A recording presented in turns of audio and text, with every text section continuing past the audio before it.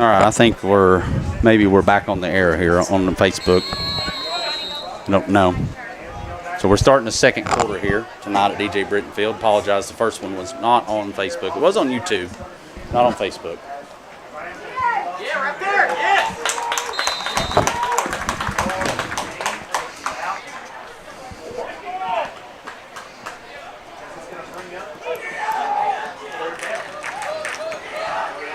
Indians on the run, brought down by number 79. Fletcher of the Bobcats brings up 3rd and 6 at the 44 for the Indians.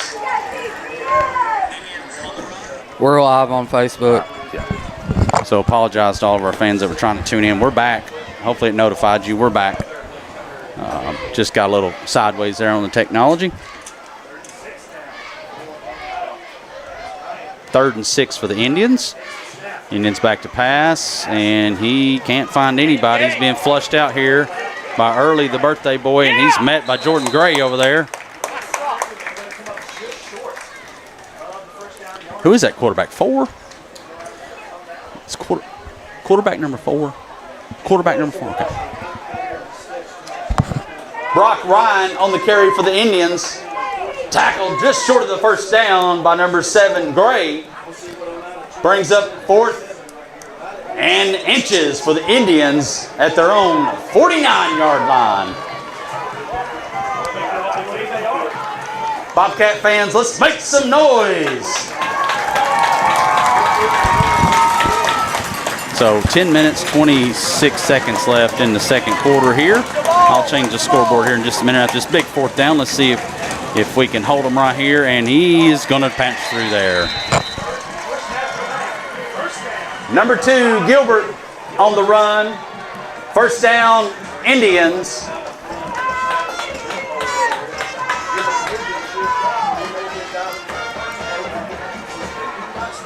Absolutely, he busted through that line very, very well. I think it was simply a shoestring that was pulled up there by Cooper Jones that ended up getting stopped. But finally, the first So we're back.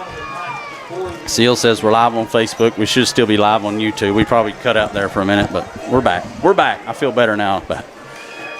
And the Indians hand off to number 2, and he's going to be tackled by Eddings and Jet. Jet got in on it. Gilbert on the carry for the Indians, brought down by Eddings and Jet of the Bobcats.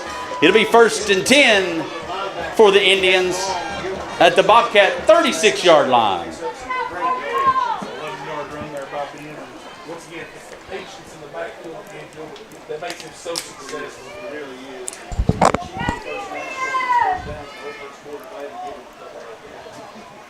Indians are in a pistol look here.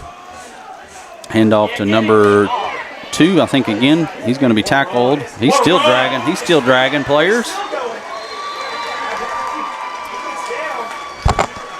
Number 2, Gilbert on the run for the Indians. Tackled by number 2, Trey Davis of the Bobcats. It'll be a 1st and 10 for the Indians at the Bobcat 23-yard line.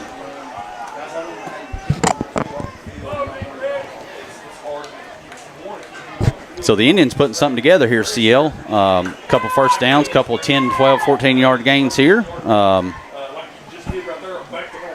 I haven't been paying too much to the defensive set for the Bobcats. It looks like they're in a 3-4, maybe a 4. Yeah, they're in a 4-4. They're walking up this outside linebacker. Now they're committing to the run here. Number 2 is there. Yeah, there we go. They found something up that middle that they like right now. Number 2, Gilbert on the carry for the Indians. Brought down by a host of Bobcats. Gain of 5 brings up 2nd and 5 at the 18-yard line. Yeah, they've That's the 3rd run that they put up, and now they just switched it to the right side. Yeah, they're just got a wide receiver over here. I think it's just a decoy. They've got 7 men up on the offensive line. They've committed to run. That's number 20. It looks like he was tripped up by 50 and 5.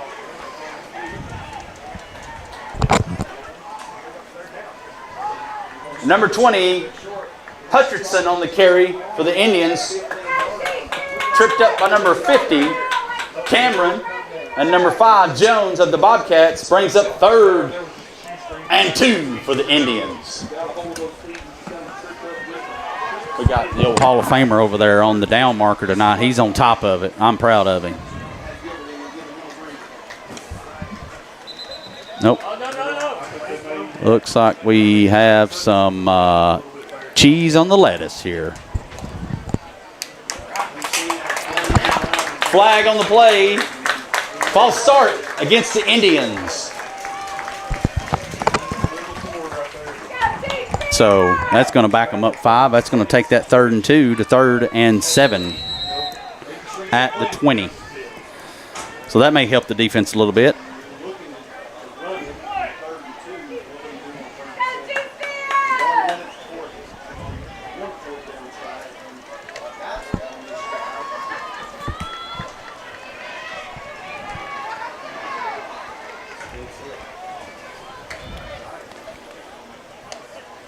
Indians are going to throw it out here to number 1, and he gets a few, but he's tackled by number 2, Trey Davis.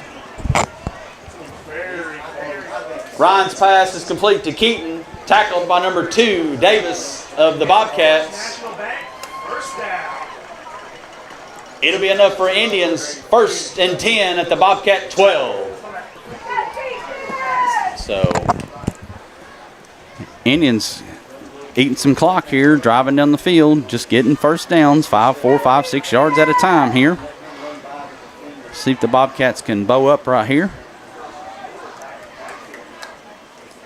Handoff to 2, and he's met by Cooper Jones and Hammock. Gilbert on the carry for the Indians. Met by number 5, Jones, and number 0, Hammock of the Bobcats. 2-yard gain brings up 2nd and 8 from the 10.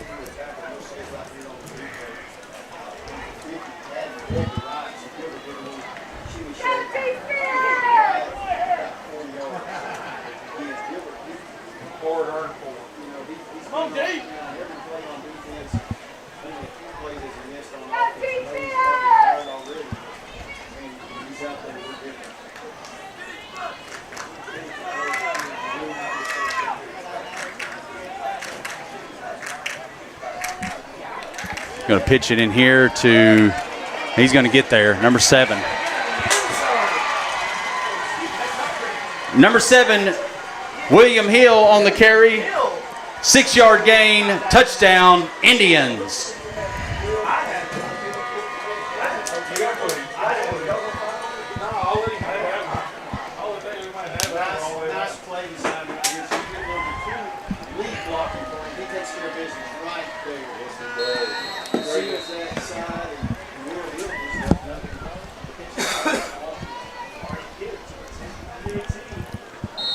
Did he miss it?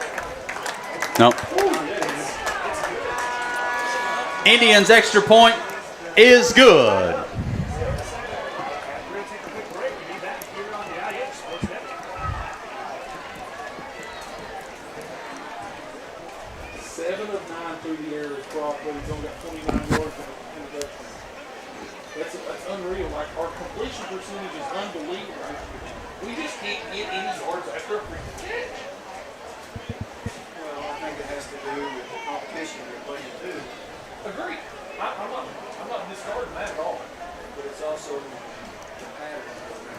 So you're going to have Jet and Gray back deep for the Bobcats here.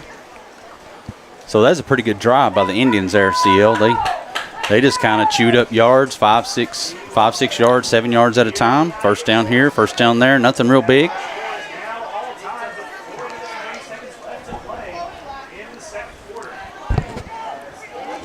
Back deep to receive for your Bobcats, number 3, Jet, and number 7, Gray. Set to kick off for the Indians, number 19, Amarian Kidd.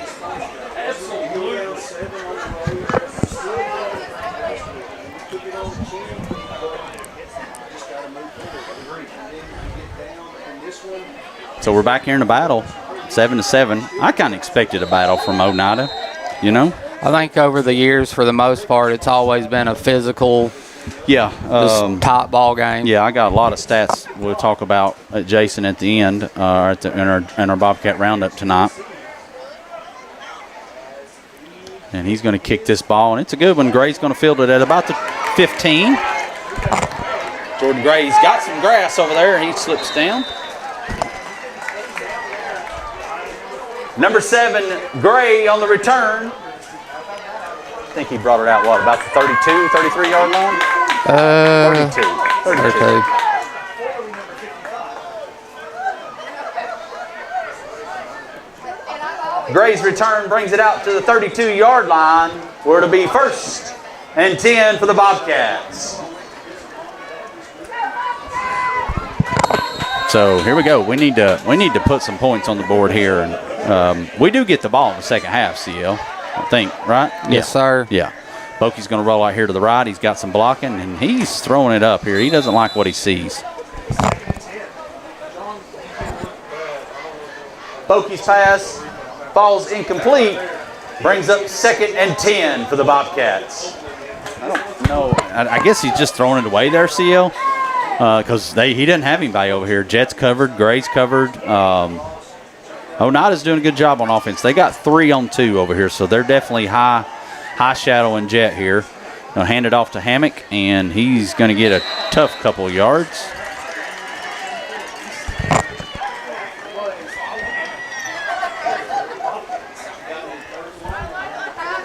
Hammock on the carry.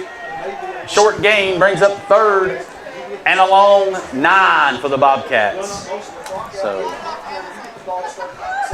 it seems like, CL, if they get them out, the teams that get us out of our rhythm in passing, we struggle just a little bit to get some rhythm. That passing gets us our rhythm, and we roll once we get going. But Boki's got trips to his right. Hammock's going out here in motion. Boki's going to swing this right down the pipe to Jet.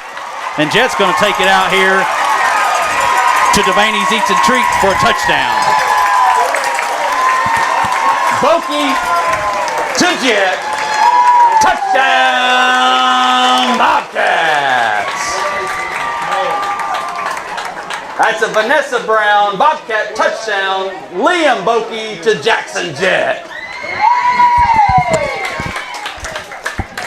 Good play call right there, CL. I think the offensive coordinators made a heck of a call right there. I think the only thing that slowed Jet kind of going down to the end zone was that ref zigzagging out of his way. Yeah. So we got Eddings on the Reynolds on the snap, Eddings on the hold. Goodman's extra point is normal. Good. Reynolds on the snap, Eddings on the hold. Goodman's kick is good. What was AJ doing right there? He was completely on his So that's what the Bobcats live off of, is the big play, right? I mean, it feels like it anyway. We've that's, God, I'm gonna have to go back and look. That's probably that seam play right down the middle of the Jet. It just seems to be. It ain't open at the first of the game, but it's open once they start making adjustments. I think the coach is just waiting on them to adjust linebackers or something. I don't know much about football anymore, but either way around, good play, good execution by Boki and Jet, and the offensive line giving Boki time to find Jet down the middle. So.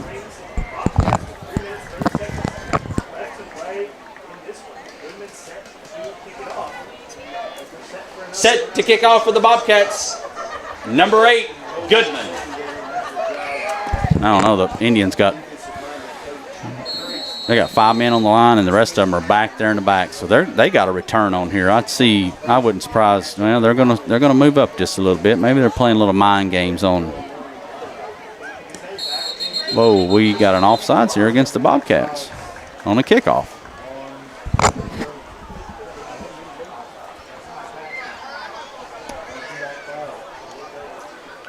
Flag on the play. Offsides against the kicking team. So they probably were watching that. I would imagine most refs. I guess they watch it, but I mean, you could probably call it every play, couldn't you, CL? I see a lot of them kids. They got their ears pinned back. A lot of these are younger kids. There's some older kids in there, but a lot of them are younger. They're just excited to be out on the grass, and they're ready to go, make a play, make a name for themselves. So, going to back it up 5 here. Goodman's going to have another shot at it from the 35. So he's going to see if he can punch this one down through there. Let's see what they do. Goodman's going to wind up, and he's going to just try to drop this one over here, and it's going to die right there. Yep.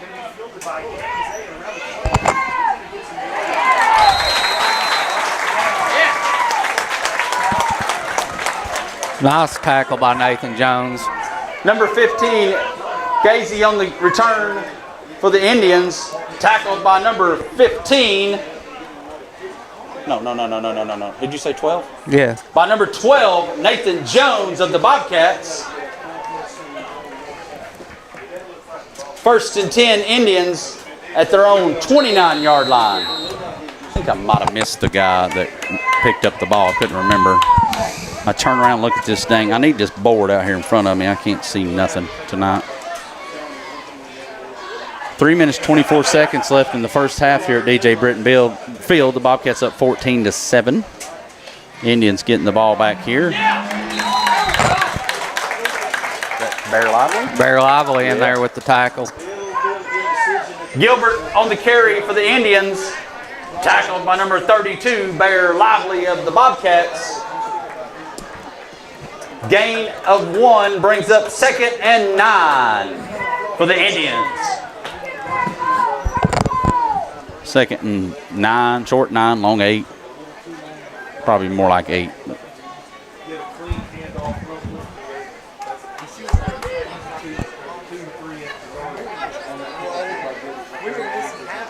I didn't notice till they got Bokey out here at cornerback. Yeah, he's been out there. Yep. All game.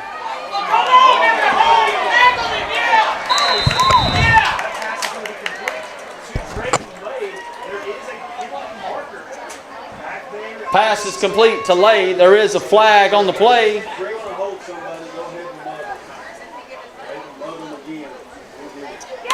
Holding against the Indians. Looked like Dalton lost his helmet there. I don't know if he's got to come off. Yeah, he's going to have to come off for a play. And here comes Cameron in to fill in for Dalton.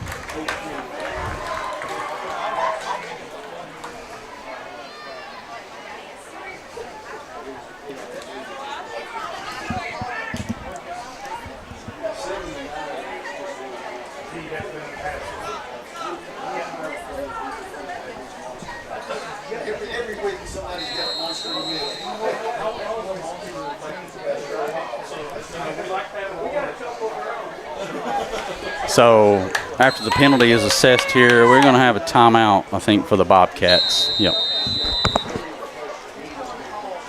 Timeout, Bobcats. Tonight's timeout sponsor is Melrose Title Company.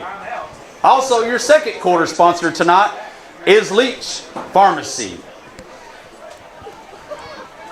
Your home game sponsors this year is Big Orange Tree Service, Bolowski and Miller Law, Country Fresh Food and Confections, Jan Works, Kinjo Markets, Leach Pharmacy, One Bank, Phillips Seamless Guttering and Roof Repair, Sharp Funeral Home of Auburn Springs, Turnkey Technical Services, and Volunteer Automotive and Audio.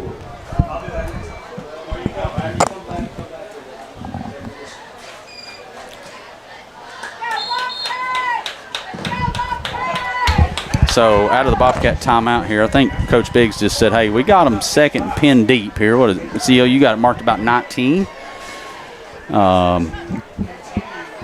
So I think Coach Harper wanted to say, hey, let's get it together here. We can get the ball back. We got 3 timeouts. Well, we got 2 timeouts now. We might be able to put in a score on this team. Indians roll out to the right here, and he's covered up over there by Fletcher and Jones. Indian pass falls incomplete, brings up 3rd and 19 at their own 20-yard line.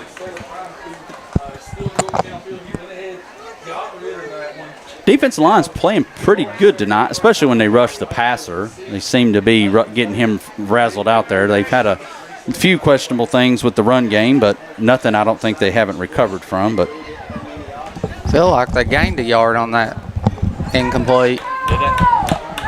Yeah, I don't know.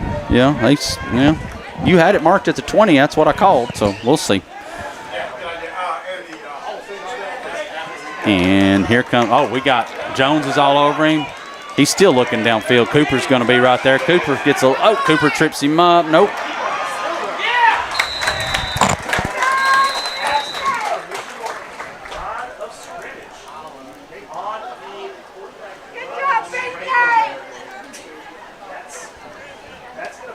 Ryan scrambles. He's tackled by number 79, Nathaniel Fletcher. Timeout, Bobcats. Tonight's timeout sponsor is Melrose Title Company. Your second quarter sponsor is Leach Pharmacy. So that's what Biggs want to do. He wanted the ball back, Seal, which I don't blame him.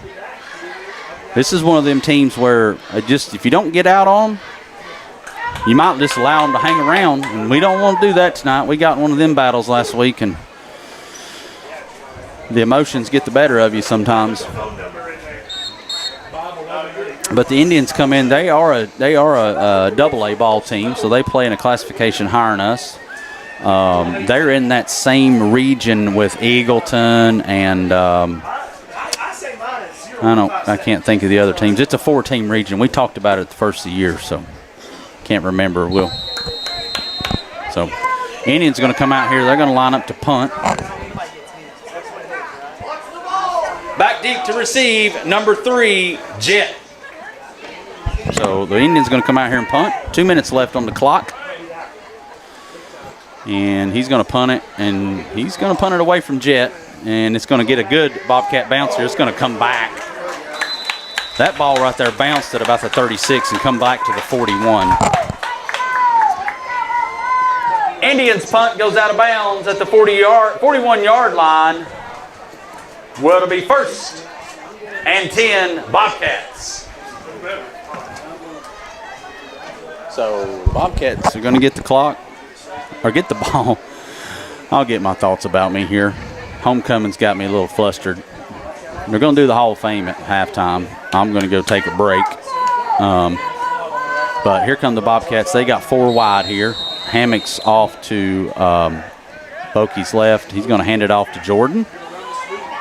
Jordan Gray is shaking. He's going to be brought down by number 20. Gray on the carry. Tackled by number 20, Hutcherson of the Indians. Gain of 1, 2nd and 9 for the Bobcats. So it looks like the Bobcats are just going to try to see what they do here. They're not going to rush really quick, but Bokey's got trips to his left. He's got Hammock to his right. Hammock's out here in motion. And Bokey's going to try to get Jet over here on the screen and see if he can make some moves, and they're bottled him up over there. Bokey's pass is complete to Jet, brought down by a host of Indians. 3rd and 9 for the Bobcats. So I would imagine Biggs just might want to. It doesn't look like Oneida wants the ball back. They got 3 timeouts. I imagine that they would have called a timeout here if they wanted the ball back, but they may be content with going in here with a 7-point.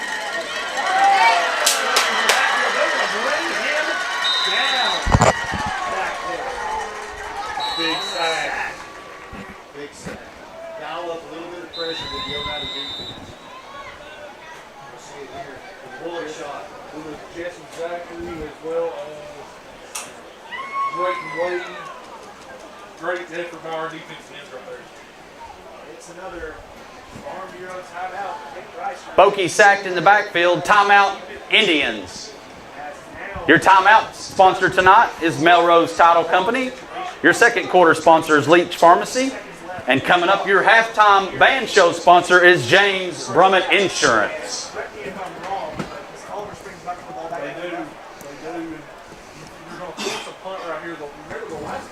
So they're going to have to punt, CL. You got it marked up at 4th and 17 at the 34. Was that a Oneida timeout or? That was an Oneida timeout, yeah. That was an Oneida. So Oneida's going to be carrying 2 timeouts here with 32 seconds left. So not a bad move there for them. I figure they might call timeout, save themselves a little bit more clock, but I guess not. So you would think Oneida is going to definitely come after this one. maybe, but I don't know if Bokey's got to get it off his foot here. Let's see if he can do a better job than the last punt, and he's get it. And they're coming after you, right, CL? And Bokey gets a good one. It goes straight to the Oneida end. Oh, and he fumbles it, but he recovers it.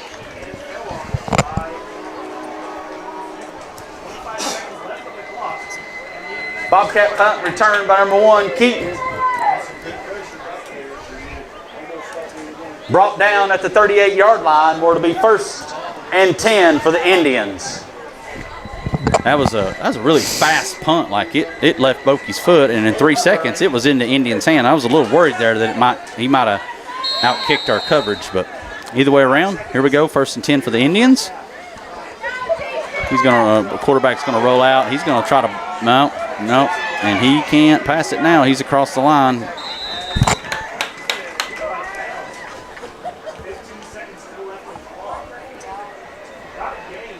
Ryan on the carry for the Indians, tackled by number 32, Bear Lively of the Bobcats. 4-yard gain brings up 2nd and 6 for the Indians at their own 42-yard line. So just got to get out of this halftime, CL, and go into the the lead. The Bobcats do get the ball in the second half, so that'll be that's a positive. So we just got to play good defense right here. Play disciplined defense. Play ours. Here's Cameron. He's there and going to pass it out here to number 1, and we got him. Well, we had him.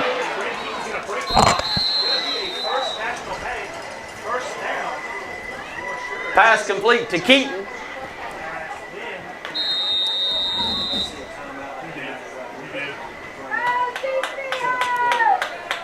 Timeout, Indians.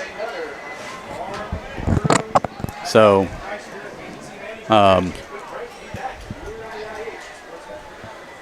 that gives them the first down, CL, at about their Bobcat 48 with 6.7 seconds left in this first half. Homecoming night here at DJ Britton Field. I don't know, it's kind of been a different, I don't know, it's been a slow, methodical first half here, so something we're not accustomed to. We're used to electricity and a whole lot of offense, but so I imagine 6.7 seconds. They got 1 timeout. They're going to try to probably get it down there, try to get 15 or 20 out of it maybe, and see if they can get it down. And but the Bobcats are going to come out here in the prevent. They got Sieber back deep. They got Eddings. No, here comes Bokey. They got Jet back there. They got 3 deep on top, and then they got so we got 3 defensive linemen rushing. And then here comes Bear Lively on the blitz right up the middle. They're going to get some pressure. They're going to get him rolled out here, and Dalton Reynolds has got him there, along with can't think it. Number is that 32? Ryan on the carry to finish the first half. He's brought down by number 71 Reynolds and number 32 Bear Lively. That's the end of your first half on homecoming night at DJ Britton Field. Your score, Indians 7, Bobcats 14. 20.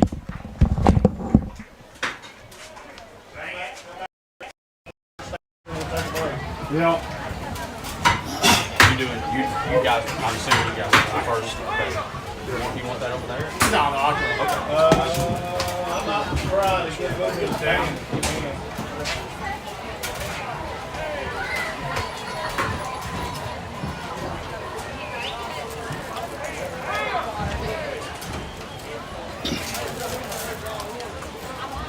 Now entering the field from Oneida High School, your 2025 Pride of the Tribe Marching Band. The band is led onto the field by Drum Major Ashton Thompson and Field Commander Olivia Van Hook. Band officers include Lily Wormuth, Zoe Phillips, Bailey Smith, Cheyenne Botts, Reed Cross, and Color Guard Captain Cassidy Foster. The 2025 production is entitled Snapshots of Time, featuring soloists Cheyenne Botts, Abby Gibson, and Ava Morrow. Guard soloists are Eve Hicks and Cassidy Foster.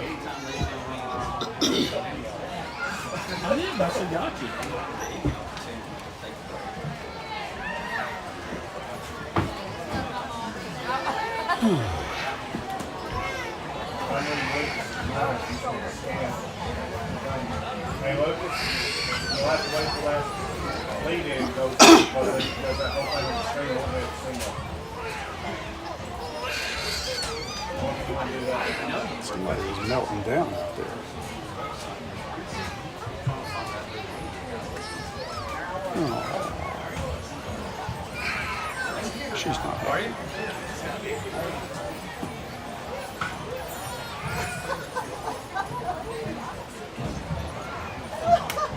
Good job, John. I appreciate that. He's headed to dry. 24 minutes. No, Cody was hitting.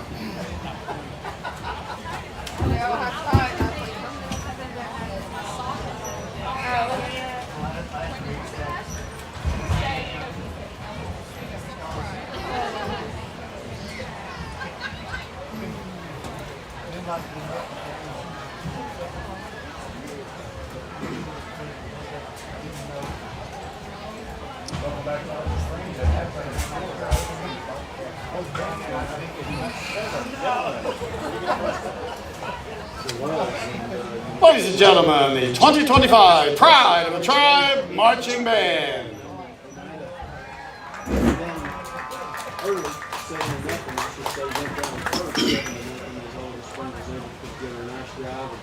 Behind the legs, mostly of Jackson Jet, stick it in the end zone, and then their own time-consuming drive and come back and tie this thing up. Great response down there in the second quarter. You can see at the first down, I don't believe in the first quarter. So put some things together in the second quarter. I think it's really good that kind of spearheaded that with his own ability to kind of open up some things in the offense that we wanted in the first quarter.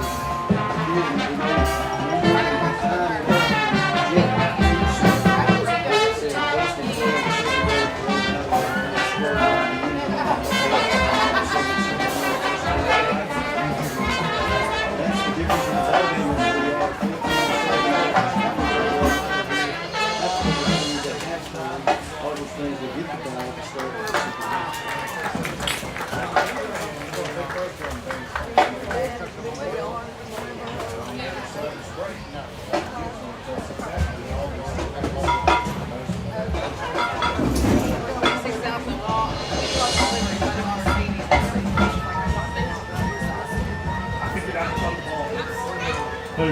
Michael Leonard. You know who it is? It was a Weathers for sure.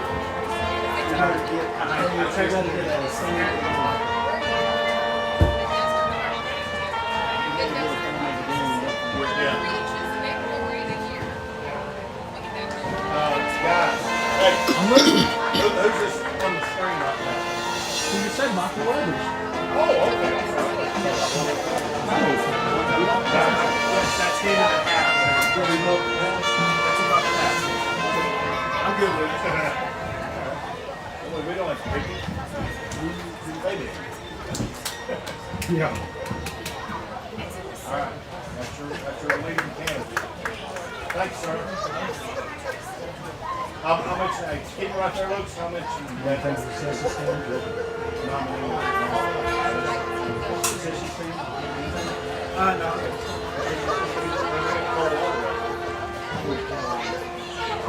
I brought about 7 things with me. I thought about 7 or 8. How many drinks Does it have good rate and power rate and consistency in it? Should have. My favorite weathers.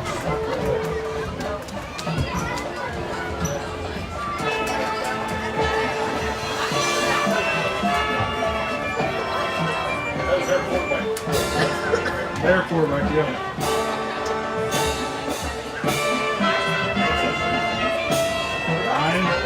I'm there. Bokey. Liam Bokey.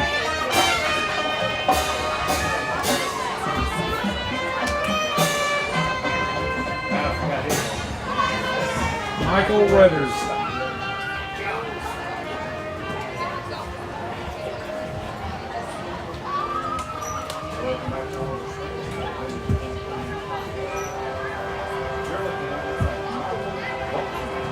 Michael Weathers. You got a minute. Receiver. Pass earlier. He's a gentleman in the camp right now watching our broadcast on this. So that's our leading camp right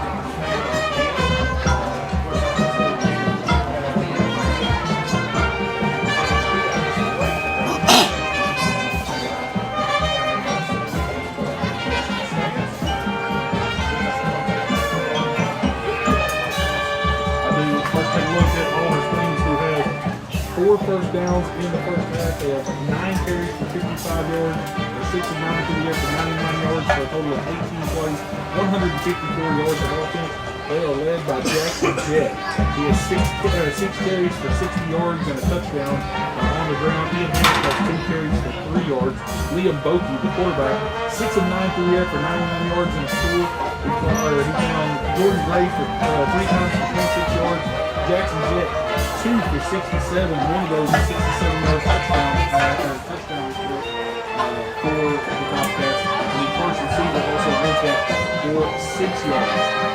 Offensively for the Indians, 7 first downs in the first half.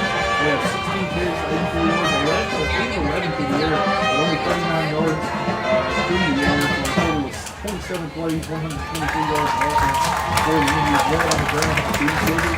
He has 9 carries for Ladies and gentlemen, your Oneida High School Pride of the Tribe Marching Band. Maddox Hutchinson's one for 3. Ryan, 8 of 11 through the air, once again for 39 yards and a touchdown. Grady Keaton, his leading target on the night, 4 catches for 28 yards. Drayton Wade has 3 catches for 8, and William Hill has 1 for 6 and a touchdown. Defensively for Oliver Springs, they are led on the night by Cooper Jones. We talked about it earlier on. That middle linebacker for Oliver Springs, he has been a terror. 8 total tackles already on the night for Jones. Jordan Gray has 5 tackles on the evening. Ian Hammock has 4, along with Dalton Reynolds, also with 4. Right now on the night, Oliver Springs is tackle and a half for loss on the evening. They do have 1 blocked punt that came off the hands of Nathaniel Fletcher that ended up setting up that first touchdown for Oliver Springs. For the Indians, Maddox Hutchinson. Actually, it's a plethora of Indians right now leading the way. Of course, once again, only 18 plays on the night right now for Oliver Springs. Maddox Hutchinson, Luger West, Ben Gilbert, William Hill, Drayton Wade, and Jesse Zachary all have 2 tackles each on the night.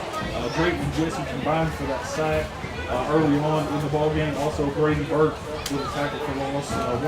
One total sack right now for the Indians.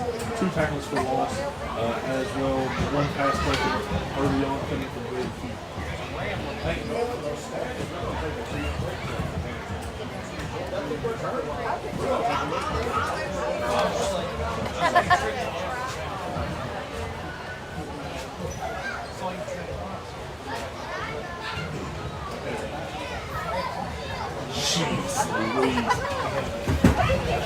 He's just looking out for you. That's kind of what I was worried about. That's why I took that.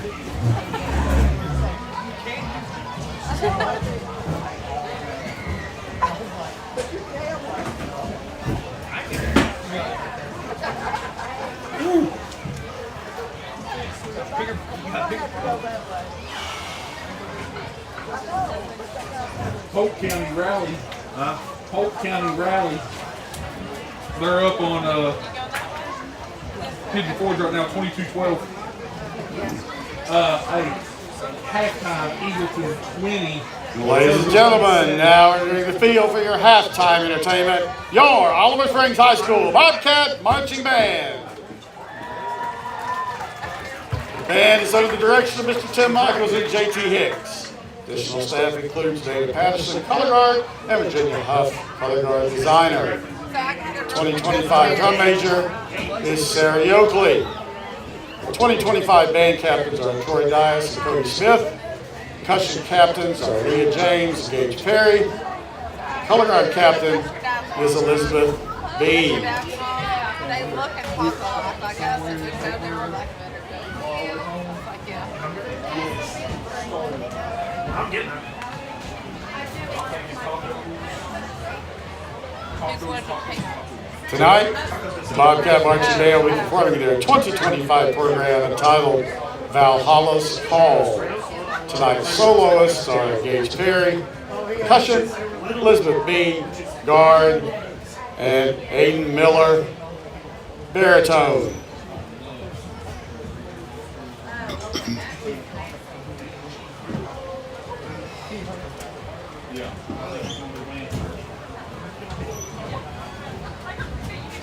Welcome back to the Vantage Point Financial Halftime Report.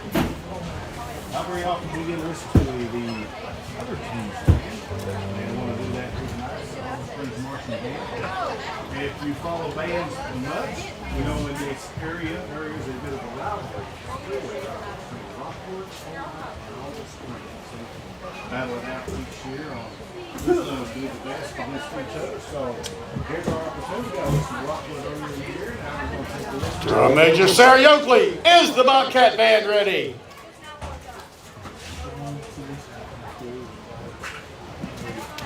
Somebody's halftime coach. Look at Happy Valley.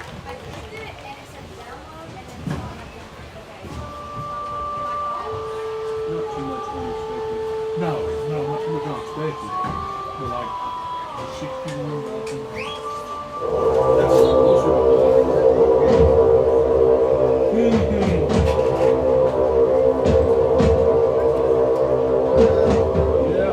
Beneath the cold, relentless sky, where storm winds howl and ravens fly, a warrior stands, his heart aflame, his spirit bound to honor's name. With sword in hand and shield in place, he carves his path, a fleeting trace, through battles fought and blood once spilled. To seek the halls, his soul was filled. He dreams of Valhalla's shining gates, where feast and song await the great, where the fallen rise, their valor known, and Odin's hall becomes their home. I love seeing all that. They may not.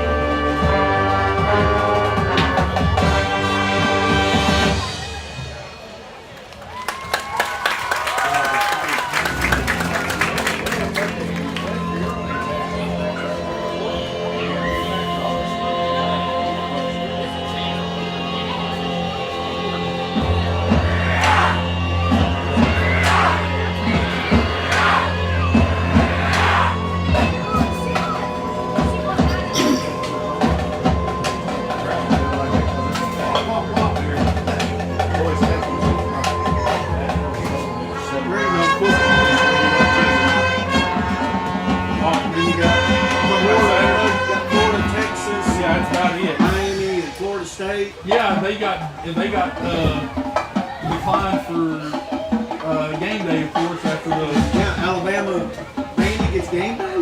because Florida State got smacked last week. Florida State and Miami were supposed to get game day, and then after Florida State got smacked last week, they said, nope, ain't coming no more, and they ended up going to Alabama Vandy. But let's be honest, when was the last time Vandy was ranked like this, and we're... Game day ain't never been there, have they? I think it's in Tuscaloosa. I don't care. You still need to go to Miami. I would agree. Florida State. They got caught looking ahead.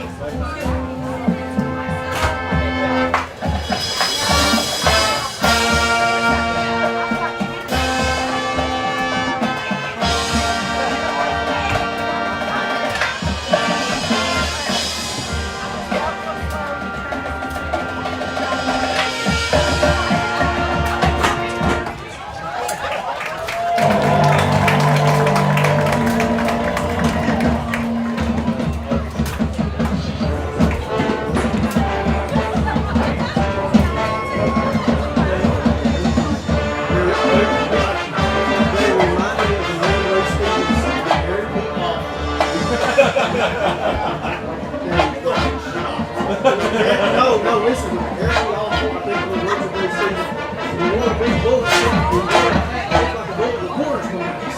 And that's what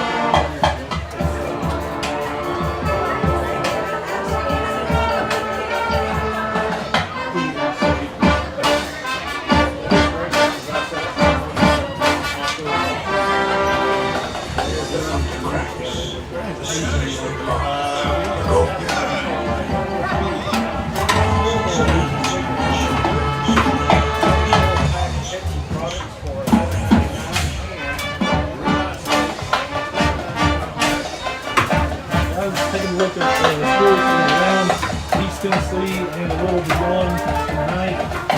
A lot of them very near, or what we sort of started.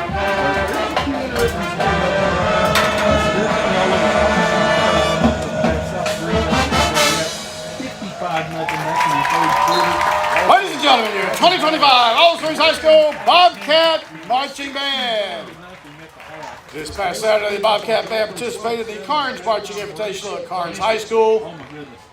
The band placed first place in percussion, first place in color guard, and first place band in Class A. Congratulations on a great first contest outing. The band will be performing tomorrow in Harriman at the Walden Ridge Marching Festival. Come out and support your Bobcats. 20 to 10, that's in the third quarter.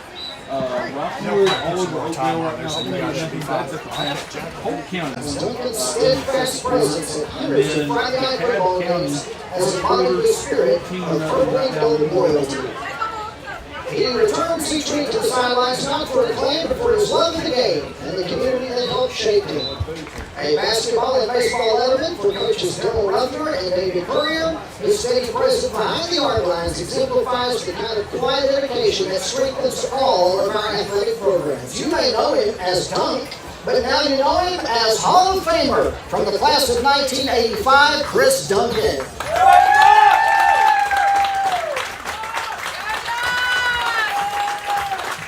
In the mid-1990s, few sights were more electrifying for Bobcat fans than Rocky Lowry breaking loose in the open field.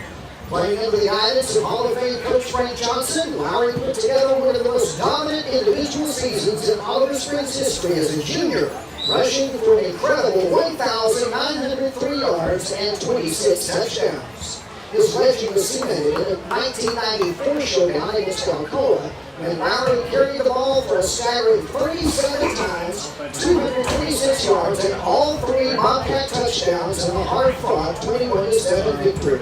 It was a performance for the ages. Lowry played his senior year through the pain of a broken foot, and following graduation, he served 2 decades in the U.S. Army, 4 years on active duty, and 16 in the National Guard, deploying twice to Iraq during Operation Iraqi Freedom, where he earned a combat action badge. From the class of 1996, Rocky Lowry.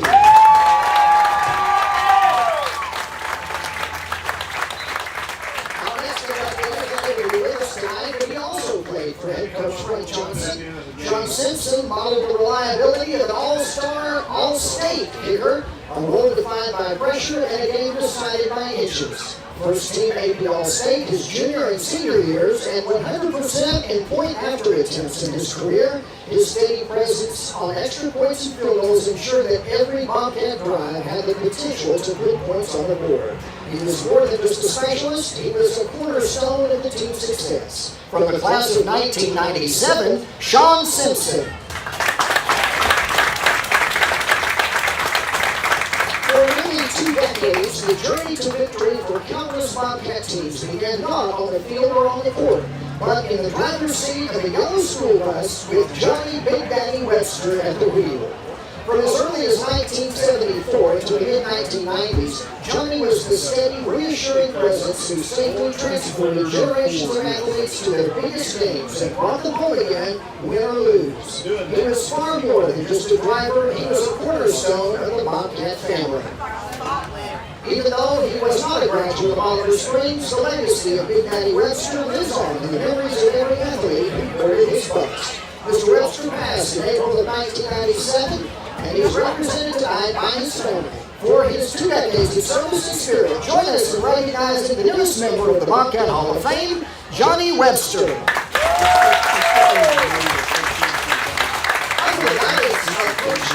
And led by a core of seasoned seniors, the 1997 Oliver Springs Bobcat baseball team charged into the postseason with a fighting spirit, capturing a region championship and sub-state victory, tournament tickets to Chattanooga, and the program's first ever appearance in the state tournament. As part of the Elite 14 Class AA field, the team faced 4-time state champion Unicoi County twice, battling with relentless pitching and explosive power at the plate. All-state pitching ace Jason Silver shined against Unicoi the owner. Senior Adam Dyer unleashed his renowned sidearm curveball in the 12-2 route to stay alive against O'Brien County, and power sluggers like Randy Campbell, Dwayne Massengale, and Travis Robinson launched clutch home runs that carried the Bobcats to a third-place finish, just 1 win away from the championship game. Led by seniors Jason Silver, Randy Campbell, Adam Dyer, Ashley Holbader, Travis Robinson, and Chris Taylor, the team forged a legacy, tough, talented, and unafraid. And tonight, these pioneers of the purple and gold are the newest members of the Oliver Springs High School Sports Hall of Fame, the Bobcat baseball team of 1997.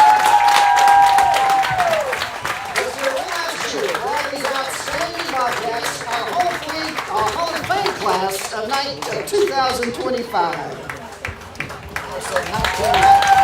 got to find number 3. We got to find number 3 and keep him limited to what he did. And I think we did that very clean on the very last drive out there. And then we tried to get him in space with the football. And we rallied to him. All right, ladies and gentlemen, we're going to get back started here with a football game. After a couple band performances there. Hope you enjoyed that extended halftime. But it was good to honor our Hall of Fame inductees this season. So.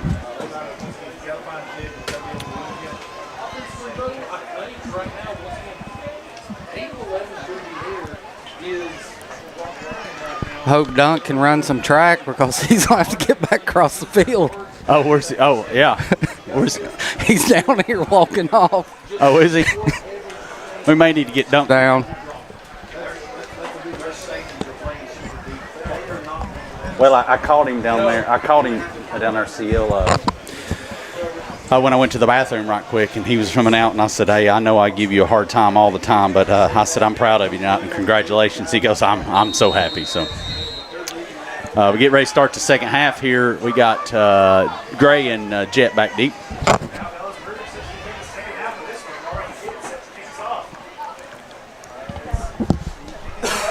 going to be fielded by Gray, just short. Going to make a one hop.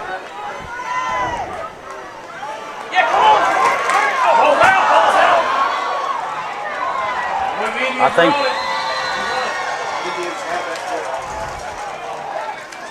think Jordan Gray on the return for the Bobcats.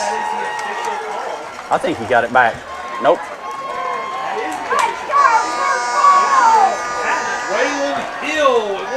Fumble on the play was recovered by Hill of the Indians. There is a flag on the play. Let's see what that flag is. Going to be holding against the Bobcats, maybe? Looks like it's going to be a hold against Oliver Springs, and if that's the case, we'll see.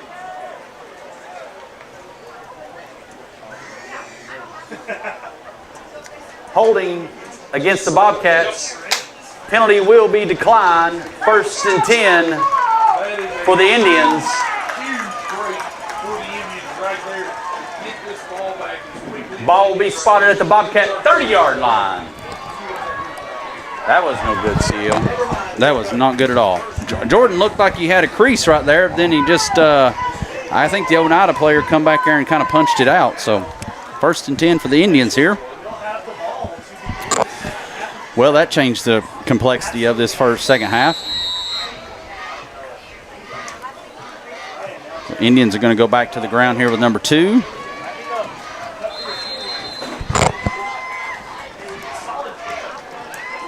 Number 2, Gilbert on the carry for the Indians. Tripped up by 79 Fletcher and 71 Reynolds of the Bobcats. Gain of about 5, 2nd and 5 for the Indians at the Bobcat 25.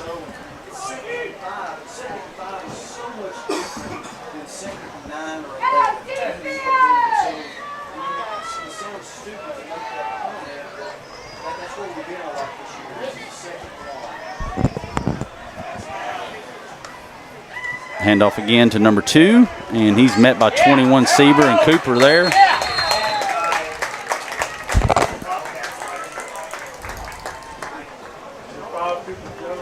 Number 2, Gilbert on the carry. Met first by number 5, Cooper Jones, and 21 Sieber of the Bobcats.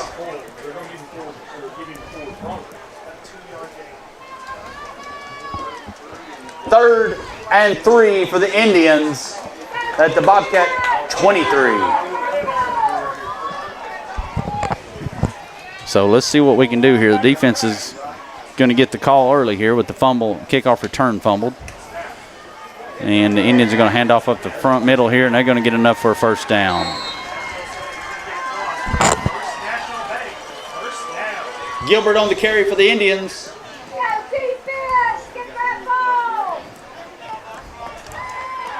It'll be 1st and 10 for the Indians at the 17. So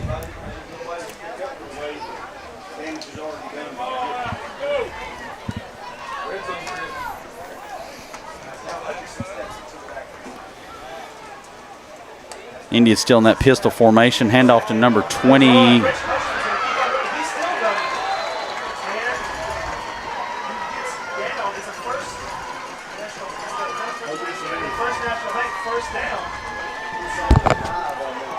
Hutchinson on the carry, tackled by number 10, Eddings. It'll be 1st and goal for the Indians at the Bobcat 5.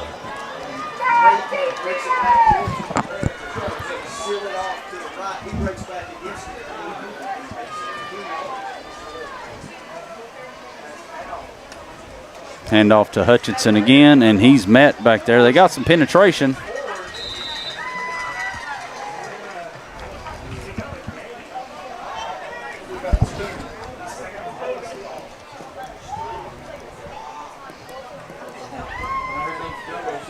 Hutchinson on the carry for the Indians, tackled by a host of Bobcats. Gain of 2 brings up 2nd and goal from the 3.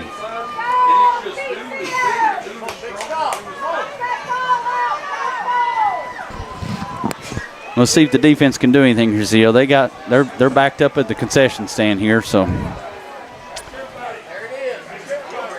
And he's going to get in.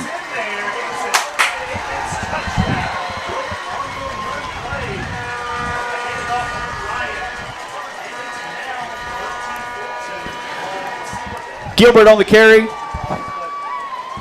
Indians touchdown.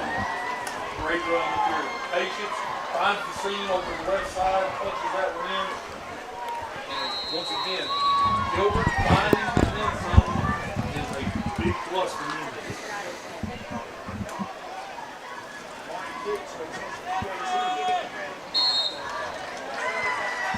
It's good. Score is now tied. Kids, extra point is good. So that'll test your emotions there. You come out after halftime, you get the ball, CL, and you fumble it on the kickoff return. You're hoping to go up by 3 scores, and now it's a tie ball game. Press the kicking game. Here's where the breaks are made. That's a break. Trying to sit here and think, Mitch, how many times something's bit us on kickoff this year? Well, I mean, we've had a couple of onside kicks that gotten recovered by the opposing team. That fumble right there was that was big for the momentum of the game. It kind of deflated the balloon here. So back deep to receive for the Bobcats. Number 3, Jet. Set to kick off for the Indians. Number 19, Kid. So we've definitely put Jet back there.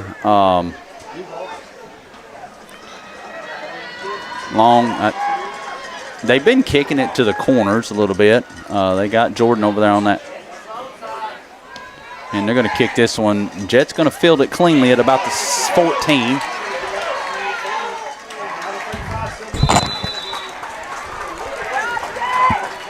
Number 3, Jet on the kickoff return. He brings it out to the 36-yard line where it'll be 1st and 10 for the Bobcats. Would like to remind everyone that halftime band show was sponsored by James Brumman Insurance, and your 3rd quarter sponsor tonight is Country's Produce. So Bobcats get the ball here with 8 minutes 28 seconds into the 3rd quarter. Bokey's going to swing it out here to Jet. That's going to be a forward pass. Falls incomplete. Bokey's pass intended for Jet falls incomplete. 2nd and 10 for the Bobcats.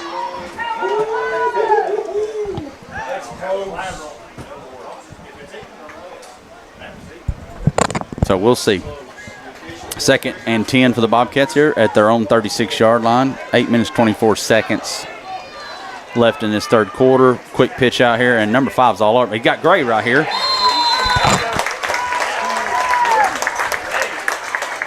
Bokey's pass is complete to number 7, Jordan Gray of the Bobcats.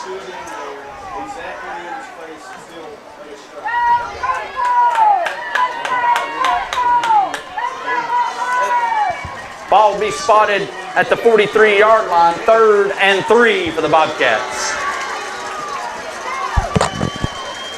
Oh, yeah, right there. Good job. Good job. Good job. Test that discipline of the Indians there.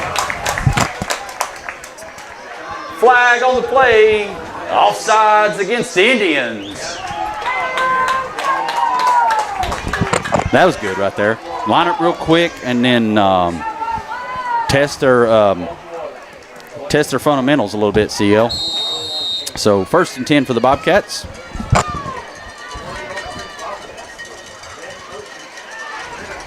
Out pass here to Jet, and he's going to change directions.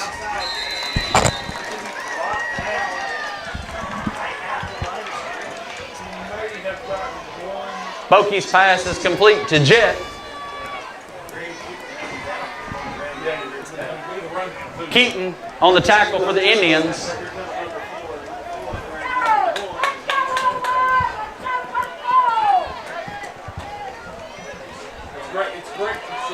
No gain, 2nd and 10 for the Bobcats.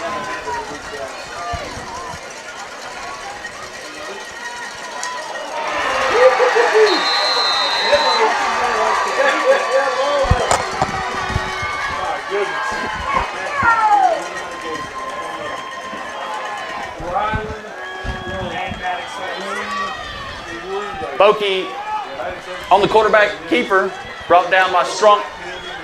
Number 75, Rylan Strunk of the Indians. Loss of 4 brings up 3rd and 14 for the Bobcats at their own 44-yard line.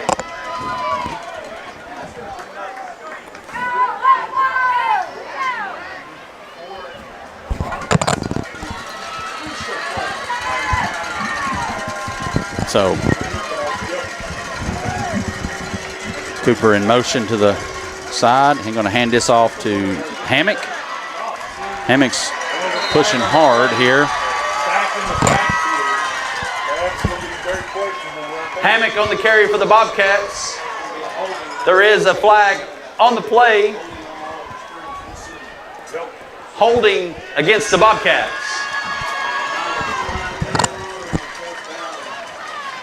So we'll see if they take this penalty or not. I think they might not.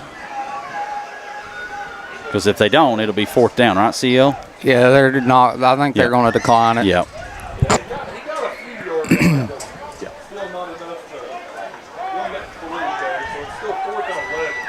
Penalty will be declined by the Indians. It'll be 4th and 11 for the Bobcats. So the Indians are scrambling here, trying to get a punt return on. Let's see if they even got enough players on the field. Bobcats come out real quick, and they're going to fake it right here to Carson Sieber. Bokey's pass is complete to Sieber, and he's all the way down to the 22-yard line. They caught him off guard there, CL. Nice pass by Bokey. Bokey's pass is complete to number 21, Carson Sieber. Windrock shooting range, Bobcat first down. They caught him off guard there, CL. They were trying to looked like they were trying to shift. That's a good coaching call right there. Good job.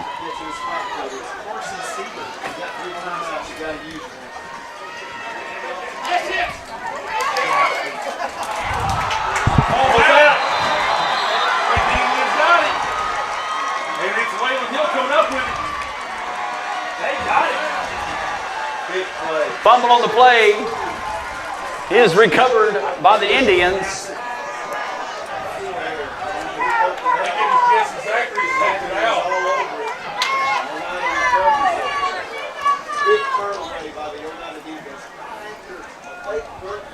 Looks like they're going to spot that at about the 11, CL. 1st and 10 for the Indians at their own 11-yard line. I didn't even see who carried the ball. Did you? Jet. I think it was Jet. I was trying to get my bearings about me. I could be totally wrong. Yeah, but I don't know. Either way around, we don't have the darn ball. So.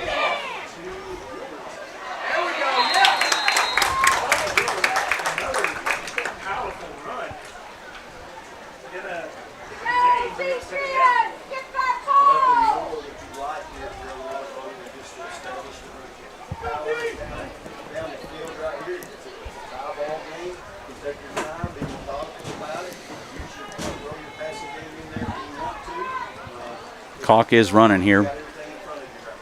5 minutes, 30 seconds left in the 3rd quarter. Score tied up here, 14-14. Big fumble there by the Bobcats. They were driving.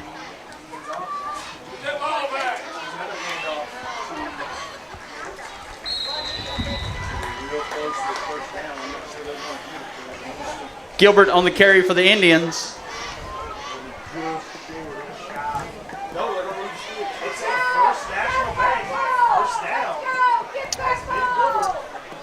It'll be enough for 1st and 10 for the Indians at their own 21-yard line.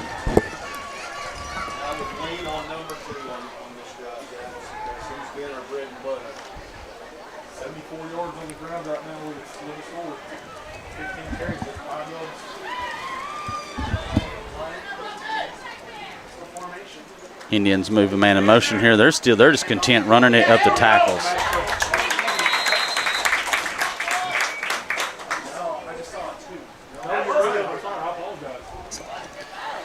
Gilbert on the carry for the Indians, tackled by a host of Bobcats.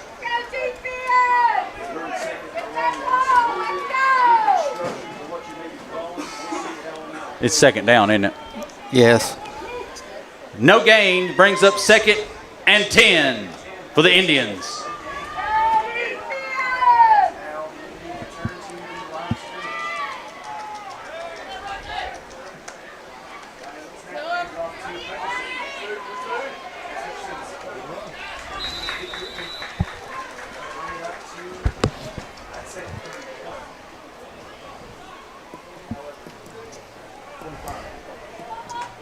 Hutchinson on the carry for the Indians, brought down by 21 Sieber and 50 Cameron of the Bobcats. Gain of 4 brings up 3rd and 6 at the 25 for the Indians.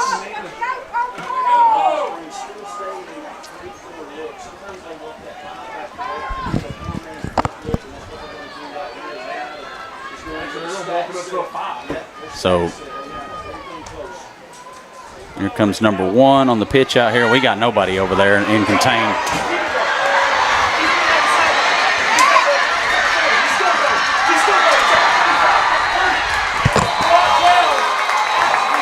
Number 1, Keaton on the carry. Finally tripped up by number 32, Bear Lively of the Bobcats. He 1st and 10 for the Indians at the Bobcat 27-yard line. We didn't have anybody over there to set the edge on that defensive play. So that was that's a good call by the Indians. They just loaded in the box. I mean, they're committed to the run. I mean, that opens that stuff up when you... Yeah, I mean, they've been running between the tackles all darn night long. And it looks like that's what they're going to do here again, and that's what they do.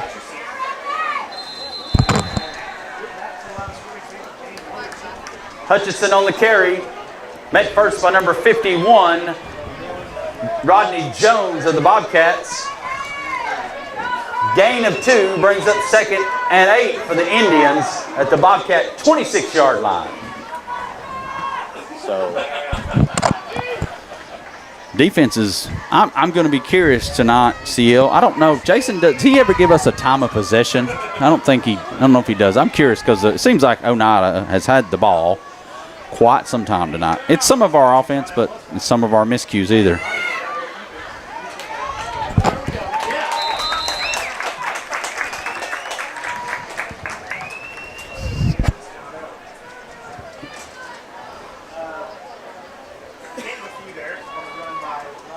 Ryan on the quarterback keeper. Brought down by Fletcher of the Bobcats. No gain. 3rd and 8 for the Indians.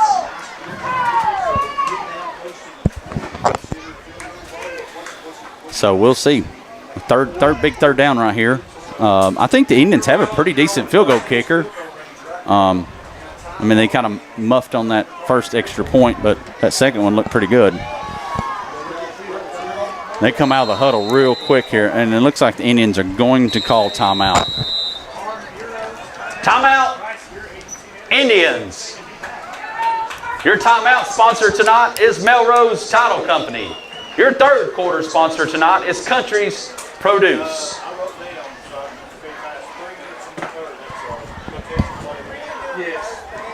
Huh? I am kinda. Yeah, I don't take medication for that.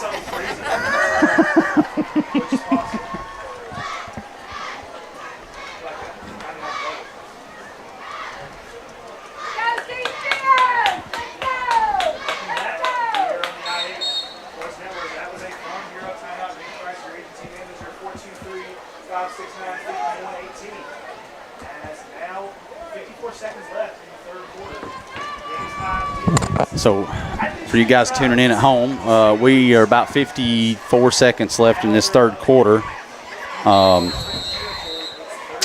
We are in a little bit of a dogfight here tonight.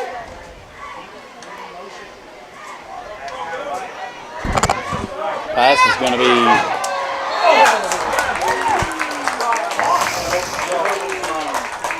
Indians pass falls incomplete.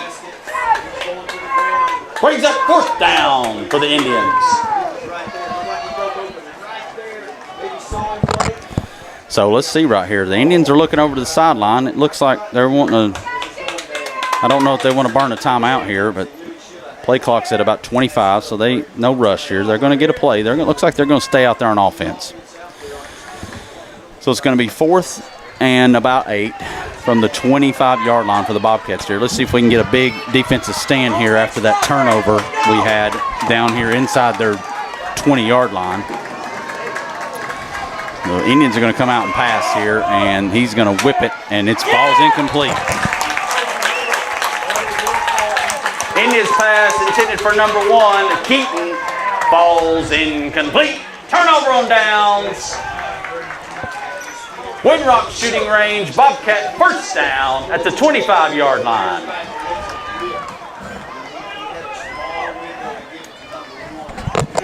So once again, thanks to everyone tuning in live to our live stream, live feed, wherever you're watching. If you're watching on Facebook or YouTube, or we genuinely appreciate it. I hope everything's coming through well for you guys.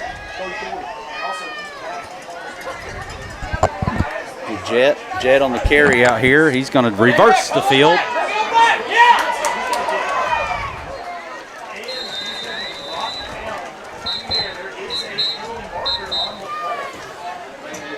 Jet on the carry for the Bobcats. Tackled by number 7, Hill of the Indians. There is a flag on the play. Where that flag is located, that's probably a hold or illegal motion.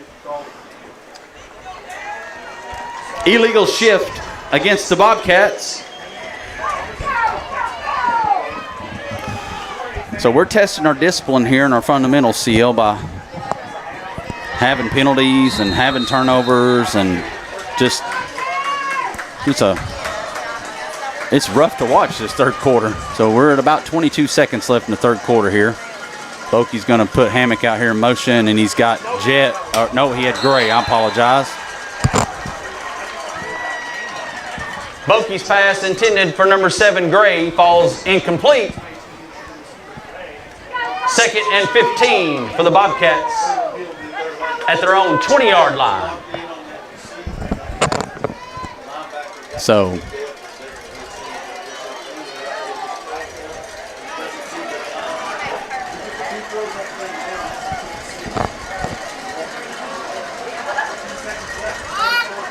Bokey's got to get it in here. He gets it to Sieber.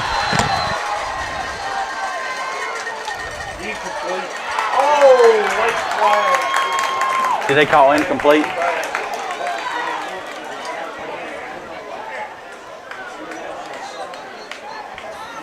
Flag on the play.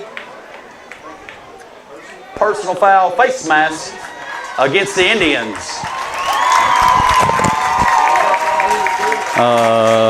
Is that an automatic first, maybe? Yeah, it's going to be a first down regardless. Whoa, okay. Ball will be spotted at the Bobcat 35, where it'll be a Windrock shooting range, 1st and 10 for the Bobcats. So a little bit of football god luck right there, CL, getting that ball back, or getting that penalty there.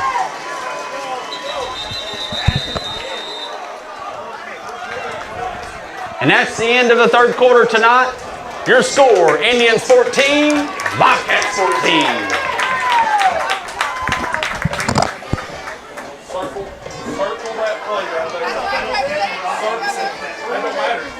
Circle that play. That right there made you the ball game. That was an incomplete pass that you should have never dealt with anything after that. I mean,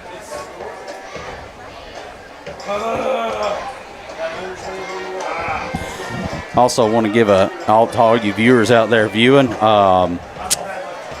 give a shout out to Thomas. He's up on top of the press box. He's doing all the camera work and the filming tonight.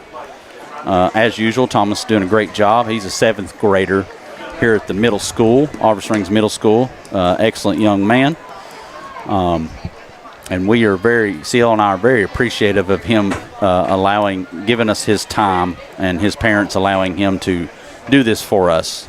So CL and I can focus on some other things, not anything more important than that, but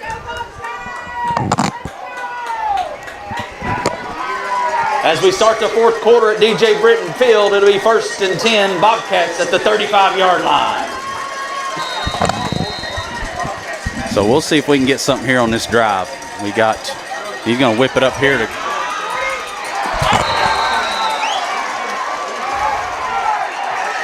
Pokey's pass, intended for 7, Gray, falls incomplete. 2nd down. Pretty good.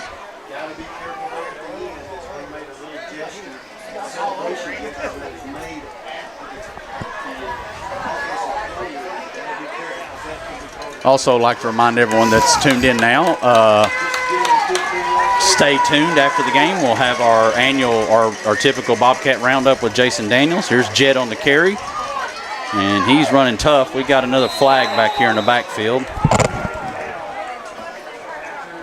Jet on the carry for the Bobcats. There's a flag on the play.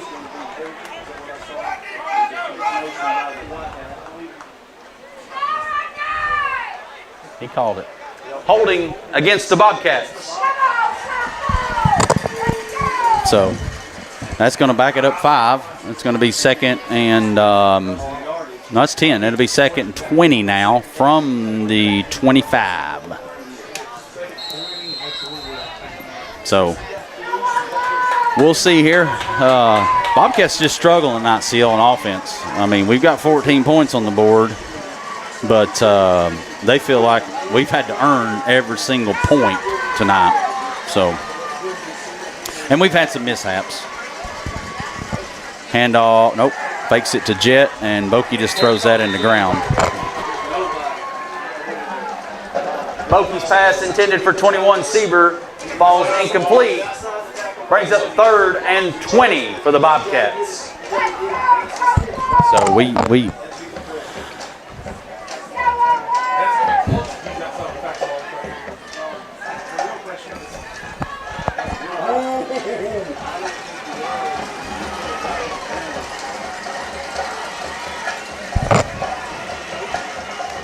middle screen to Hammock. No, it's to Cooper. Bokey's pass is complete to number 5, Jones of the Bobcats. It was about 11-yard gain, wasn't it? Yeah. Gain of 11 brings up 4th and 9 for the Bobcats. So they're going to punt it. They're going to come out here and punt it.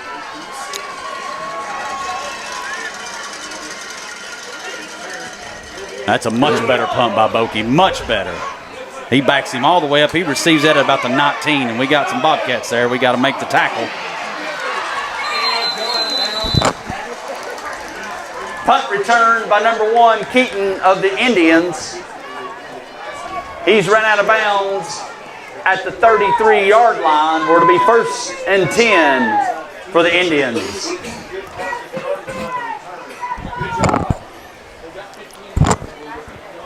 Would like to remind everyone that this 4th quarter tonight is being sponsored by Game Over Towing. Also down here at the end of the bleachers, for you Bobcat fans, don't forget to go grab your 100 Seasons t-shirt. See Tiffany down there. They got sizes from youth small all the way to adult 4X. So go down and grab those to support your Bobcats. So here we go. Oneida's got the ball here. Defense is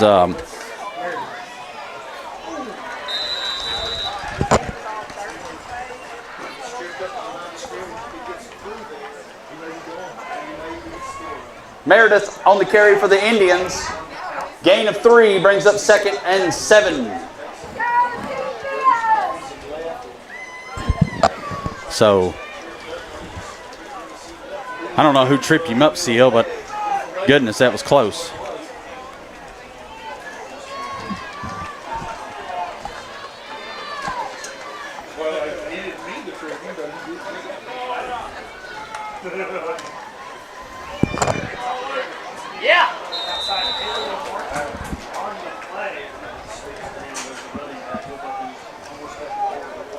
Meredith on the carry for the Indians. Tripped up by number 50, Cameron. Flag on the play. I didn't catch the call, did you? Holding. Holding.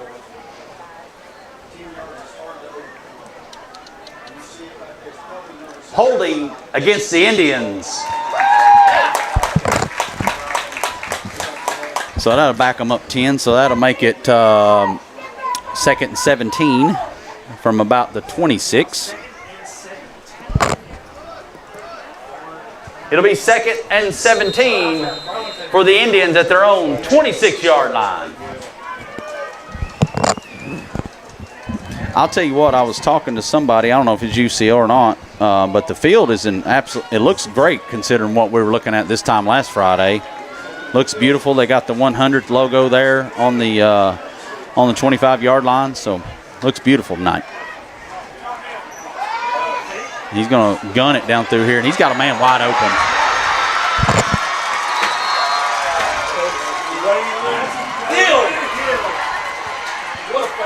Pass complete to Hill of the Indians. Tackled by number 10, Eddings of the Bobcats.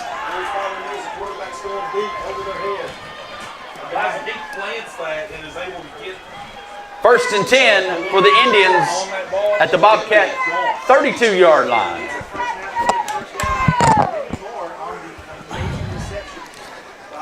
Yeah, Kegley and them did a great job over the week to get this looking good for homecoming. They did. And we've had 2 middle school games here. We had one Monday night. We had one last night. So we knew the field would heal up good.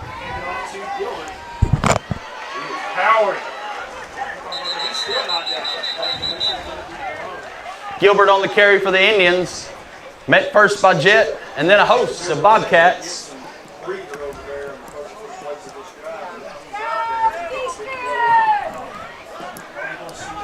Gain of about 6 brings up 2nd and 4 for the Indians. Well, I didn't really look at their roster as far as the Indians or anything. We'll just see who. These kind of games come down to discipline and fundamentals.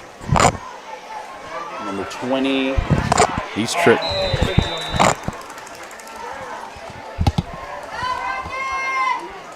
Hutcherson on the carry for the Indians.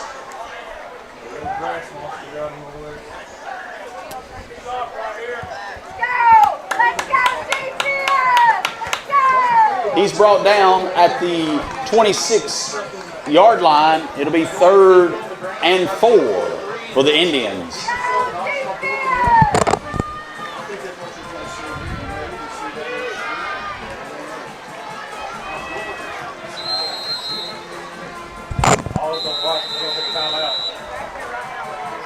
Timeout, Bobcats. Tonight's timeout sponsor is Melrose Title Company. Also, your 4th quarter sponsor tonight is Game Over Towing. Your home game sponsors is Big Orange Tree Service, Wolowski Miller Law, Country Fresh Foods and Confections, Jan Works, Kinjo Markets, Leach Pharmacy, Bobber Springs, Turnkey Technical Services, and Volunteer Automotive and Audio. Your first down sponsor tonight is Winrock Shooting Range. Your touchdown sponsor is Vanessa Brown State Farm. Your kickoff sponsor is Next Level Performance.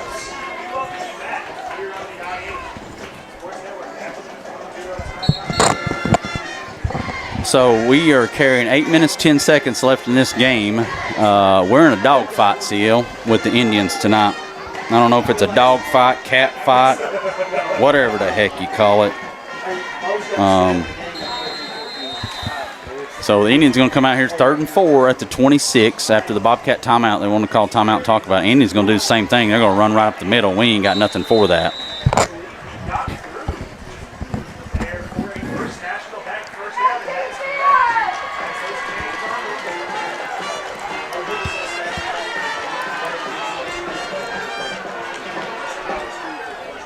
Indians on the run. It'll be enough for a first down. Ball spotted at the 21. That was Oneida has held the ball for over 23 minutes of time possession already in this one. There's still 7 minutes to go here on the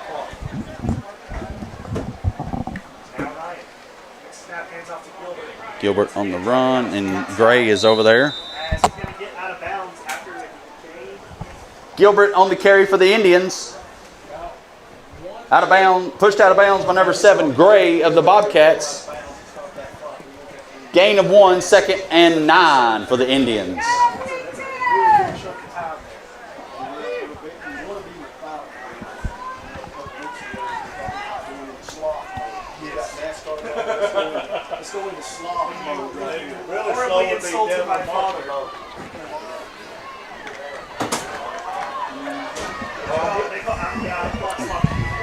So 2nd and 9 from the 20. 7 minutes, 30 seconds left in this game.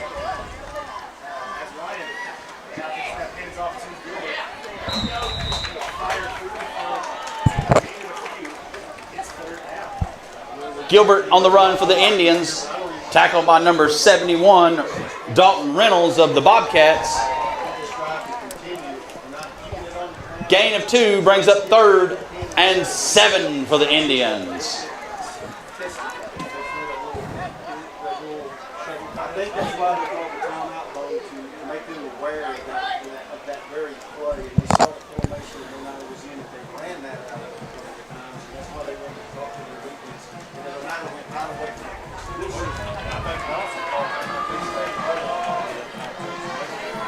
it. Third and 7 for the Indians at the 18-yard line. Clock's ticking, 6 minutes, 38 seconds left in this game. They're going to quick pitch it out here, and we got some Bobcats there. We missed the first tackle. We got a flag over here. Another. It's in the backfield, guys. We got one on the side judge as well. We're going to talk about it. We may have 2 different penalties. We'll see where they go. Flag on the play. Personal foul against Aldrich Green. That is huge.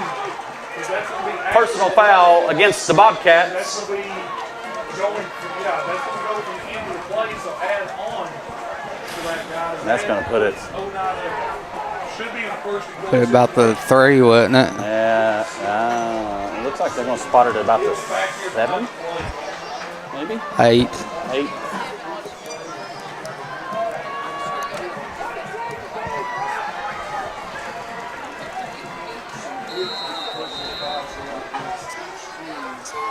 It'll be 1st and goal for the Indians at the Bobcat 8. I didn't see the personal foul. I don't know if they shoved a player down. It's been getting a little chippy back there a little bit. Not anything I don't think seemed crazy, but.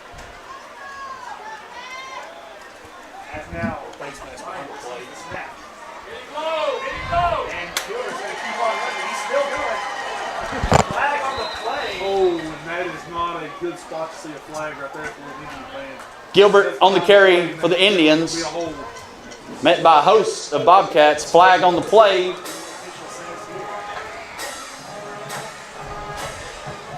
Holding against the Indians.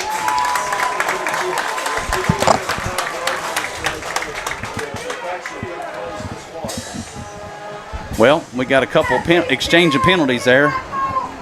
It's going to bring that ball out. First and goal at the 15. It'll be 1st and goal for the Indians at the 15-yard line.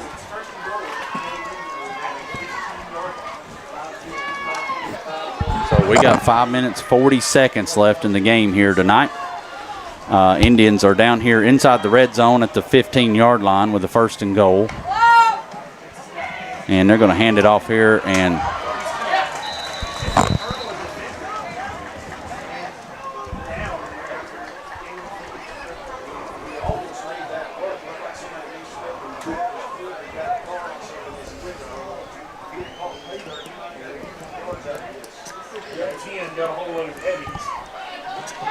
Gilbert on the carry, tripped up by Eddings.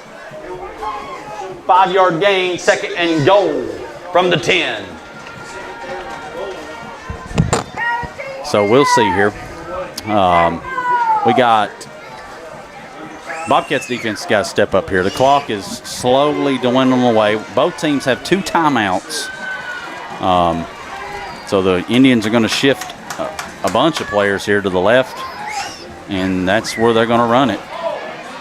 There's another, that looked like a hold there.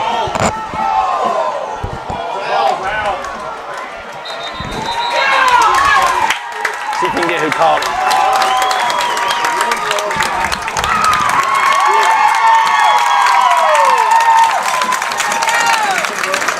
Fumble on the play.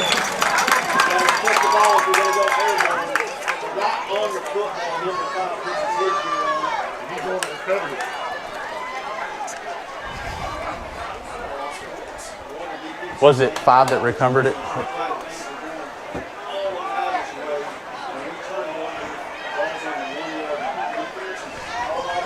Was it 5?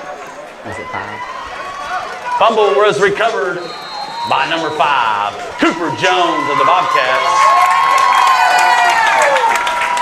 1st and 10 for the Bobcats at their own 1-yard line. So at least we got the ball back. So we're going to sling this. Oh, Bokey's down. Uh-oh. It's loose. Who got that? That was 77.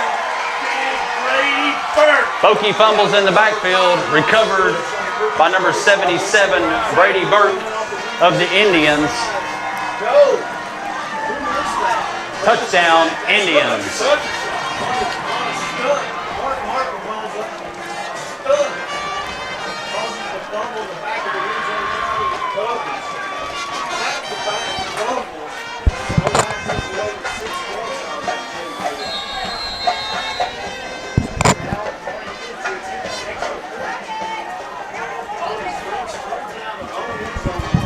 Well, we get excited and then we get deflated.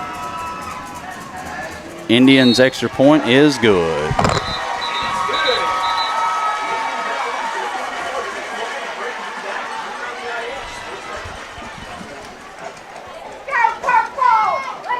Kids' extra point is good.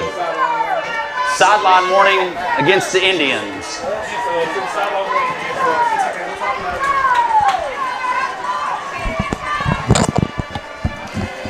So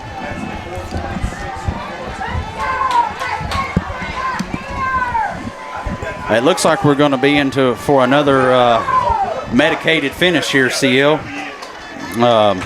That's what I'm calling it tonight. I told the coaches I don't take medication. I take plenty of medication, but I don't take that kind of medication for this stuff. So we'll see if the Bobcat offense can get something going here. I mean, we've got 14 points tonight. That's very unusual for us. It just seems like Oneida's got a good defensive plan, and we are definitely not executing. When we do execute, we kind of shoot ourselves in the foot, and we got a penalty, or we fumble the ball, or I don't know. It's just been difficult tonight. So if we can get out of here with a win, we may celebrate with an adult drink, even though we don't drink, CL. At least we'll buy some and pour them out. We'll buy some and pour them out down here on Kingston Avenue if we have to. I don't give a flying Ritz. So with a little under 4.5 minutes left in this ballgame, the Mardian kids going to kick it off.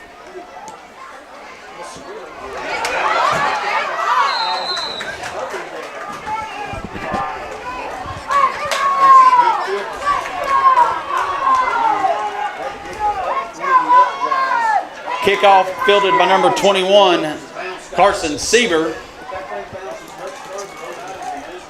1st and 10 for the Bobcats at the 39-yard line.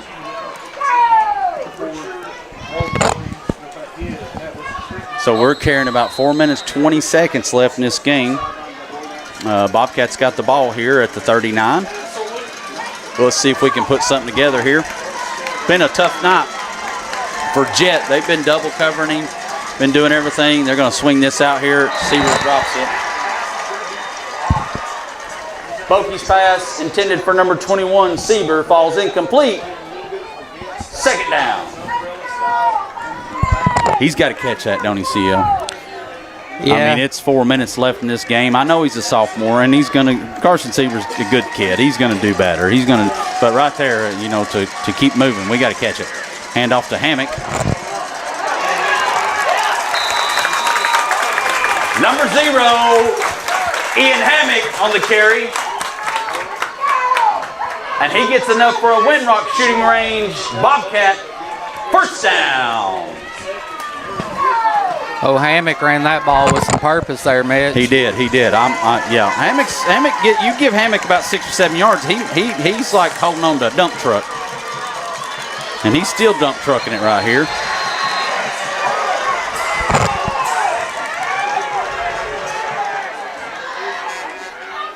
Hammock on the carry for the Bobcats.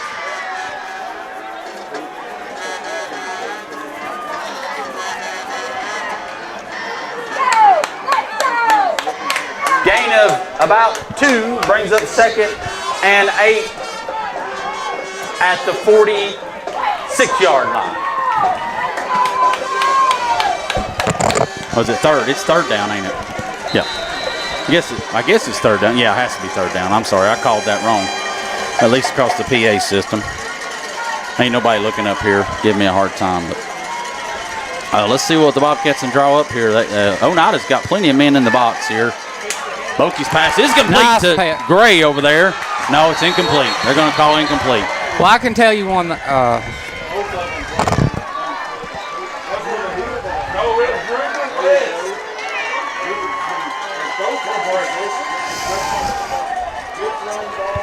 Bokey's pass, intended for Gray, falls incomplete. Brings up 4th and 8 for your Bobcats.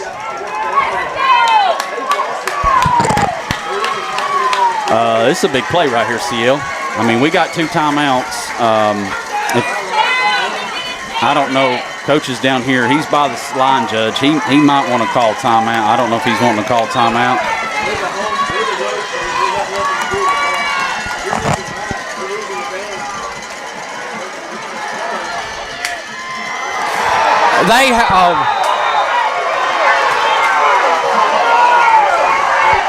Bokey's pass intended for number 10, Eddings, falls incomplete.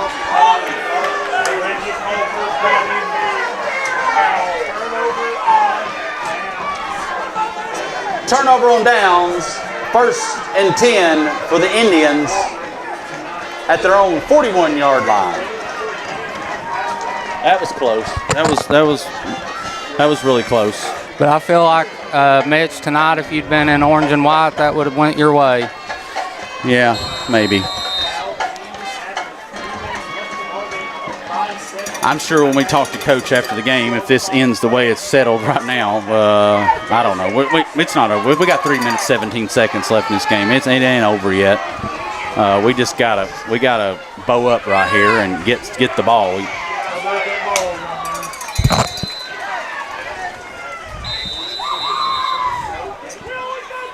Number 2, Gilbert on the carry for the Indians, tackled by number 50, Cameron.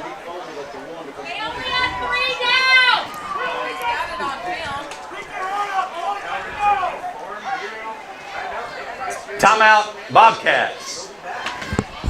I don't know. I got some fans down here. They're saying that was only a 3-down possession. I wasn't keeping up with it. It's kind of hard for me to keep up with anything anyway.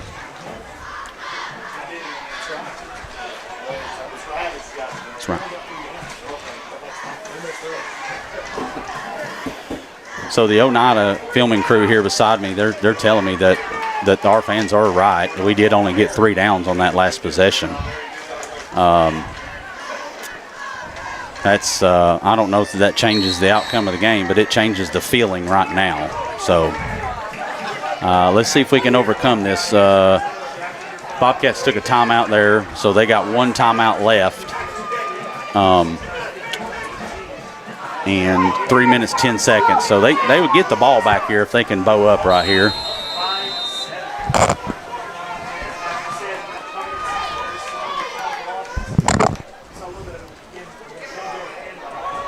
And handoff to number 1 here. And he's met up right there by Eddings. Keaton on the carry for the Indians. Tripped up by number 10, Eddings. Timeout, Bobcats.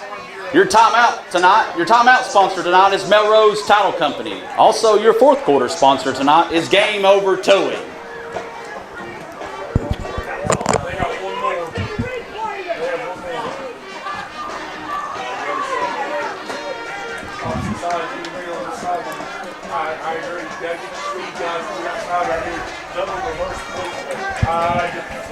So Biggs is trying to get an explanation here from the refs. I mean, it's too late to do anything. We got some.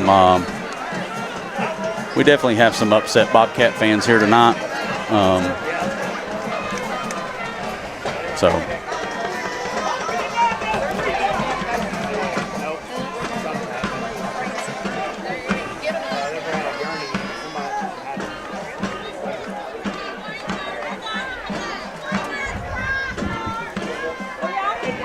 So Coach Biggs is not happy at all. He's letting the officials know he is not happy at all. And Kegley's up there, and he's in their ear hole. So they're fighting and clawing. And now we've got the Auburn Springs and Roane County Police out here coming out on the field. I'm not really sure why, but all I know is.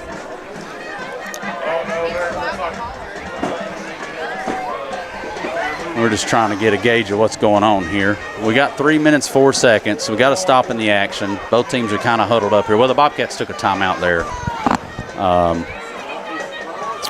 So it looks like we are.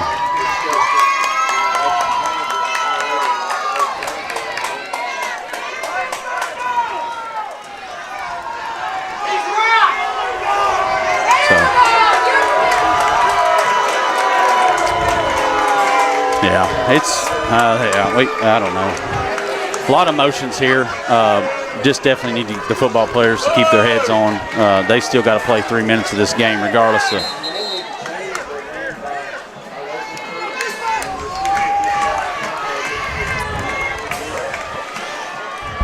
As we resume action, it'll be 3rd and 4 for the Indians at the Bobcat 48-yard line. I think the Bobcats are out of timeouts, ain't they, CO? We'll see right here in a minute. Good discipline there. So, looks like the Indians are going to call timeout here. Timeout, Indians.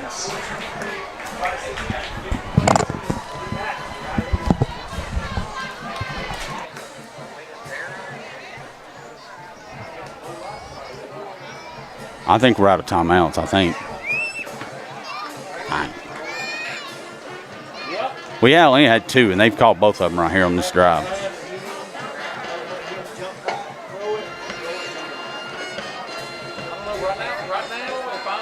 If I'm us, I just want to get us to the outside and try to get some. Well, you don't. But if you're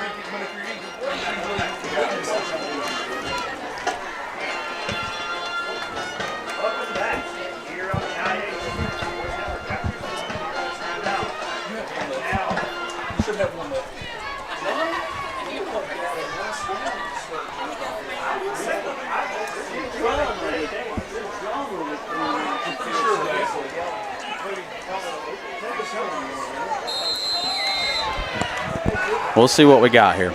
Indians took a timeout here. They're just going to go right up the middle. And Bobcats are there. Good job. Good job by that D-line. Number 2, Gilbert on the carry for the Indians. He's met by a host of gold helmets of the Bobcats. It brings up 4th and 5 for the Indians.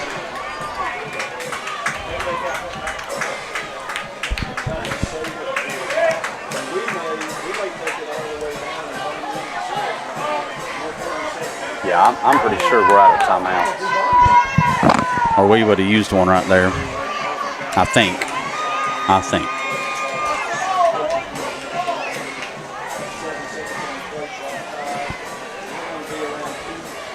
I think the Indians are going to run this down here, and they're going to call timeout. Timeout, Indians. Your timeout sponsor tonight is Melrose Title Company. Your fourth quarter sponsor tonight is Game Over Towing. Also, don't forget to go grab your 100 Seasons t-shirt down here at the end of the bleachers, Bobcat fans. See Tiffany, we have everything from youth small all the way to adult 4X. So go on down and grab your t-shirt. We still got a couple games here this season. So 2 minutes 11 seconds, 4th and 5. Do they punt, CL?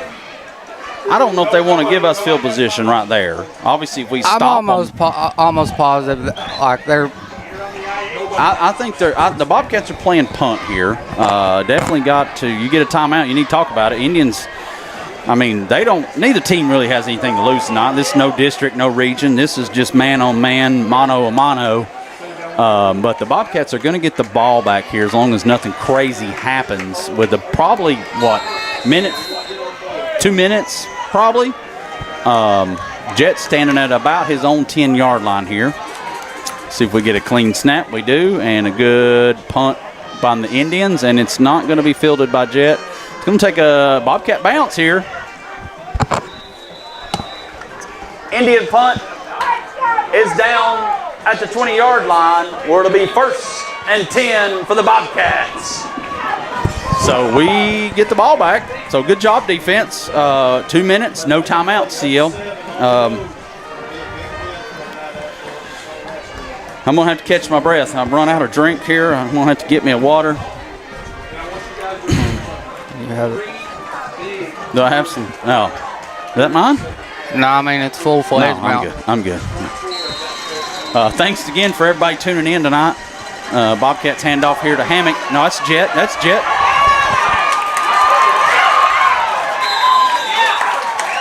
Number 3, Jackson Jet, 15-yard gain. Windrock shooting range.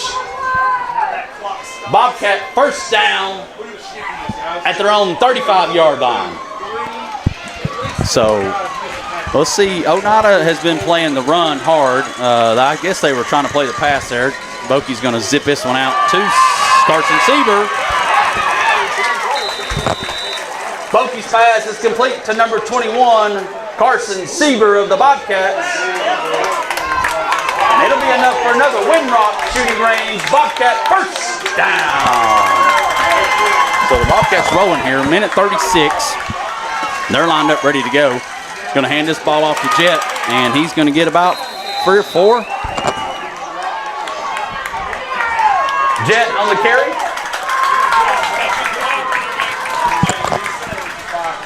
So Bokey's going to spike that ball to stop the clock here.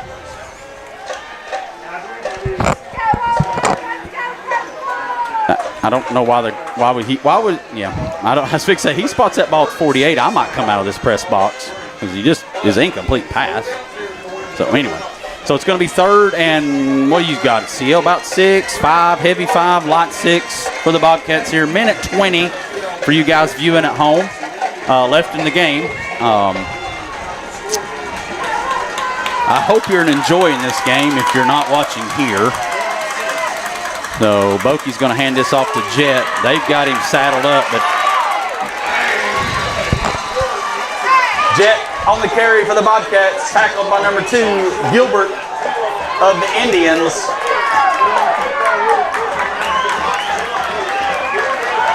And so that's 4th down here. Bokey's got to get a good play. We got to get a first down or it's game. He's trying to get over there to get Jordan, make sure Jordan Gray's got the play. Take your time here because this is the most important play. Bokey's going to roll out here and he's going to throw it out to Gray and it's going to fall flat.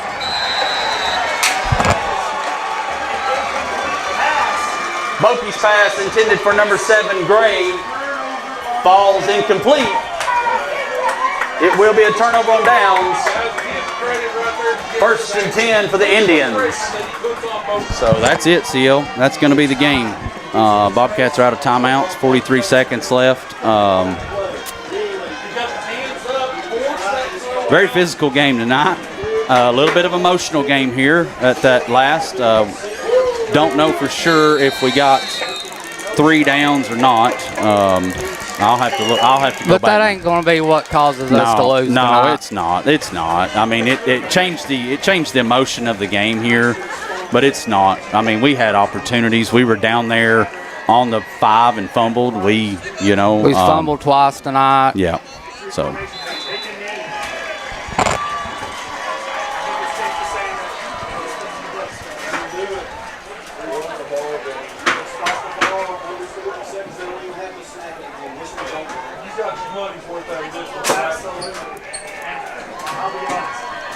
We'd like to thank everyone for coming out tonight to DJ Britton Field for our homecoming. Also, we ask all fans, please do your part. Take a look around, pick up some trash. Help the young men and women that stay after and pick up after you. You can pick up after you before you leave. That's going to be the end of it right here at CL. Final score from DJ Britton Field in a heartbreker. Oneida gets out of here with a win, 21-14.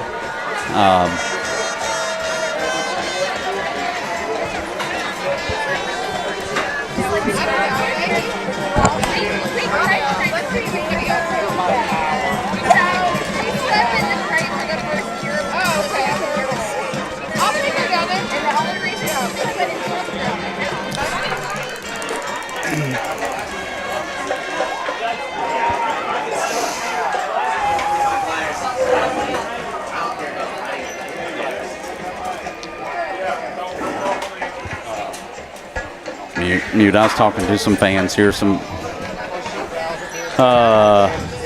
yeah.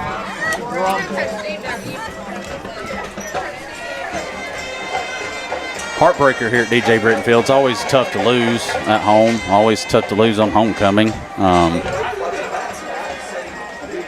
A lot of Bobcat players out there defeated. It's understandably this is an emotional and physical game. There's still a lot of football left to be played. This game in the longevity of things doesn't matter.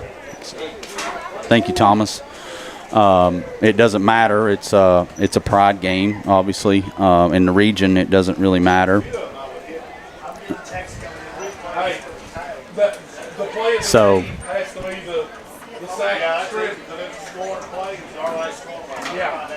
Yeah. It has to be that.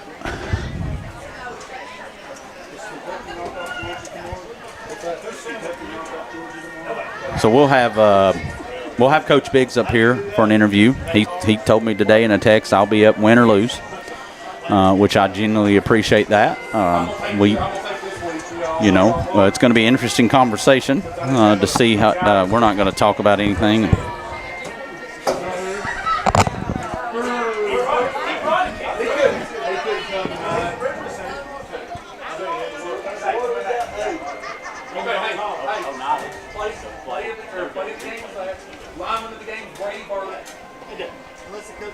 Player of the game. I don't think it should.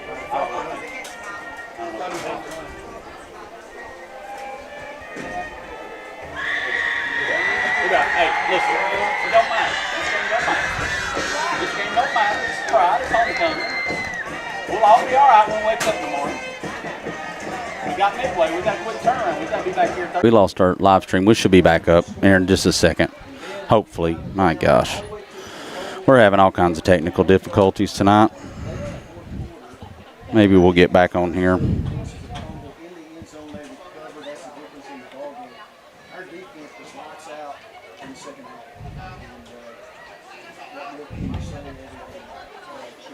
Yeah, we're back. Oh, sorry, folks, we had some more technical difficulties there. I guess it's all on me. Heartbreaker here at DJ Britton Field tonight.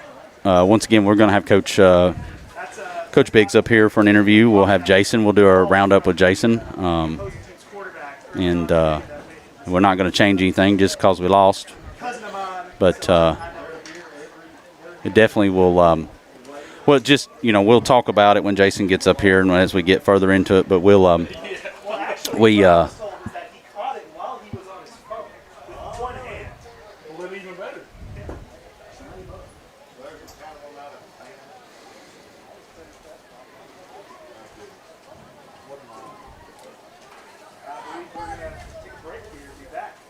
yeah, we're still live. So apologize we went off the air there. Sorry. Thanks again for everyone tuning in to Facebook or YouTube or whatever. We're still on TikTok Live. I'll stay on that as long as I can.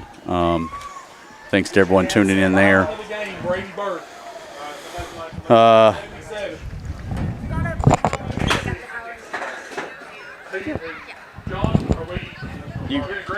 You gonna give me some suggestions, or are you just gonna come up here and request Halloween music on Halloween? You think about it, and you come and holler at me in the next week or two, okay? All right. So we got obviously Jason's coming up here to tally up the stats, and then we'll get Coach Harper on here. We'll be quick with him tonight. I know he's player of the game, Johnny, is Waylon Hill. So stay on. CEOs took a break here to step outside, but if you guys are hearing any of the noise in the background, that's the I apologize. That is the Oneida team that's down here live streaming. They do a good job. They were very helpful to me. I asked them a ton of questions when they got here because I want to make this stream better for you guys going forward. Obviously, this is our first year and things like that, and we want to do a better job for you guys viewing at home, or if you choose to view wherever you're viewing at. I'm interested in knowing where you guys are watching from. Billy Edwards commented on there. He was in Nebraska or somewhere the other night. It's just interesting to see how far we can cover, or how far we got Bobcat fans all over the world. I hope so.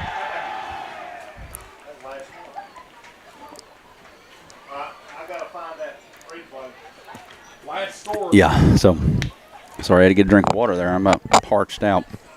A lot of game tonight, a lot of homecoming, a lot of celebrations here for homecoming. Our homecoming court, obviously our induction of our annual Hall of Fame with our good buddy Dunk getting inducted there. CL. That's we thought it might have been just a running joke there. About 4 or 5 weeks ago, but it wasn't. Dunk gets in as a contributor. He's been down here a long time. I doubt he'd come up and do an interview with us sometime, but I'm going to ask him. Heck, they got him some fresh chains for the homecoming too. Yeah. So yeah, he's definitely Dunk. About 7, 8, 9 years, 10 years ago or something, I was down here. I was involved with the youth a lot at that time, the youth club, but I was still attending high school games, and I got to know Dunk then, and Dunk's been running the chains, and I ended up on the chains for about 3 seasons, and it was fun. We had some very memorable moments. We walked out of here in defeat. We walked out of here in winning style. But it was. But he's an excellent guy. And then the '97 baseball team, they were one win away from the state championship game with Mayor Stiltner leading that team. And I'm trying to think. I know Travis Robinson and Randy Campbell. In '97, I think you had like John Green. I think. John Green. John Green would have graduated in '97 because he was a year behind me. I graduated in '96. So, you obviously had Travis Robinson. You had Randy Campbell. I'm sorry if I'm losing names, but I'll actually remember when they made it to I don't know what they called it back then, but like sub-state to go down there. That was actually my dad took me down there. That was my actual first Bobcat baseball game. Shoot, what better could it be than that, right? And then we had Rocky Lowry got inducted tonight into the Hall of Fame, number 22. we did share some video preseason of him. I played with Rocky. Rocky and I played all 3 or 4 years here. Rocky's an outstanding dude, outstanding guy. We had a lot of fun here going to school, growing up together, and I was I'm very excited to see that recognition for that man. He's still down here. He obviously had children cheering and stuff like that, but he still shows up down here to the game. So he's a true BFL, just like the rest of them. So yeah, it's only that one tackle for loss on the night for Oliver Springs in the ball game. So yeah, it's I don't know. It's just kind of hard to digest the loss. You got any scores? We pulled up any scores, CO? I didn't heard anything around. We've been a little extra busy today with homecoming and all these other things. And I actually went out at halftime and took my. Let me refresh it. I had it pulled up, but I wasn't really expecting a 30-minute half. I'm just curious to see, maybe some of our teams, like next week, our opponent Midway, like I said earlier a few minutes ago, this game really doesn't – it counts on your win and losses, but it don't count region. This is not a region game. Oneida's a AA ball club. They came down here with a good team and a good game plan. Coalfield over Harriman, 64-6. I don't think that was a shocker to anybody. No. Kingston, 27 to 16 over McMinn Central. Yeah, I picked McMinn. I didn't realize it was homecoming for Kingston. Also, I read that today somewhere. So, Oak Ridge, 34-7 over Bearden. Rockwood, 35-0 over Oakdale. Rockwood 35-0 over Oakdale, so they don't have – that was a region game. So I'm kind of forgetting tonight, so I ain't going to remind the people at home what the score of our game is. Well, it's, on to the next one. Yeah, on to the next one. Final score, 21-14. Greenback over Wartburg, 48-7. Oh. And then West beats Clinton, 56-21. Did you say the Oak Ridge game? I didn't know if I caught that one. Yeah, Oak Ridge beat Bearden 34-7. So Oak Ridge is 7-0, I believe.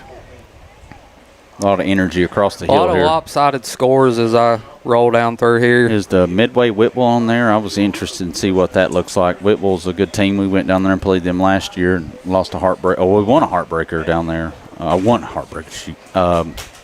Won a big game down there. Whitwell's usually a pretty good team. So I guess it would be probably in the third quarter, but yeah, it has it at halftime. Whitwell 19-13 over Midway right now. Okay, it's kind of surprising. I'm just kind of glancing at Whitwell's record, 2-4. Oh, really? They only play in a 4-team region. I think there's only 4 teams in that region. It's kind of like Oneida. They got to go out and schedule 6 other games against non-region opponents. So sometimes you got to reach out and play a little bit bigger opponent. Sometimes you get to reach out and play a little bit smaller opponent. Well, Whitwell's single A ball. You don't get any smaller than that in Tennessee. But, sometimes those records can be a little bit misleading.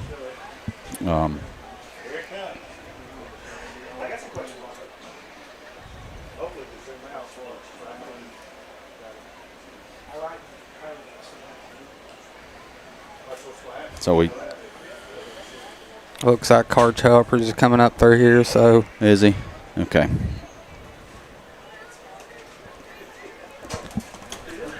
I'm just gonna leave that unmuted. Okay, that's fine.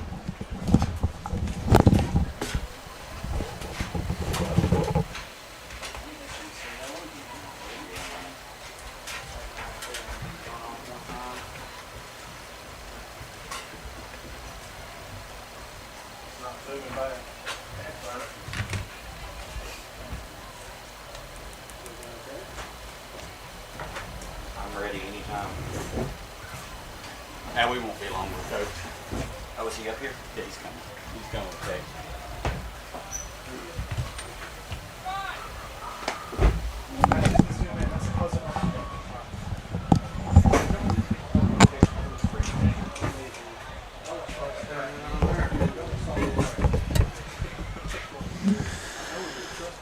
Coach, first time I seen you today. Yeah. Sorry, I know we've talked back and forth in text, but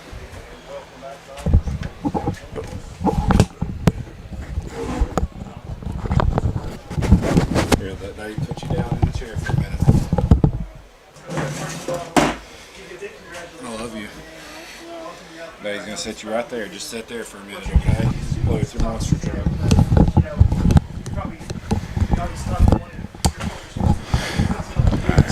all right, Coach.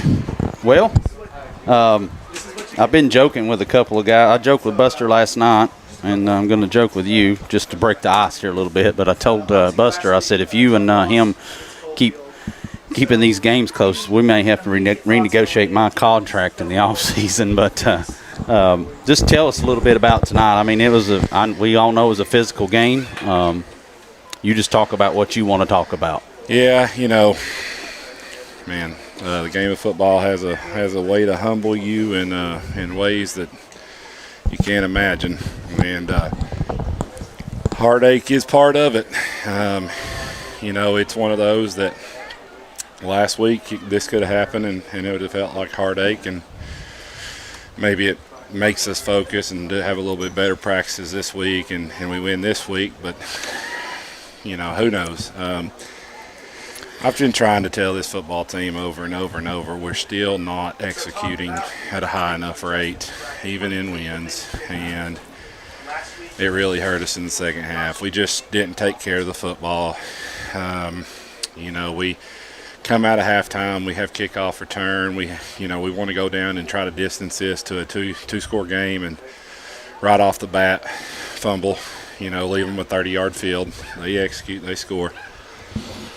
Then, I think we exchanged a punt or whatever, and they punted back to us, and we get it on 4th and 10 here. We go with the fake punt, and grab some momentum back, execute it really well. Yeah, that was an excellent call, excellent execution by you and the team there. Well, I appreciate that, but the very next play, we lay the ball on the ground inside the red zone, and every time I felt like we had an opportunity to,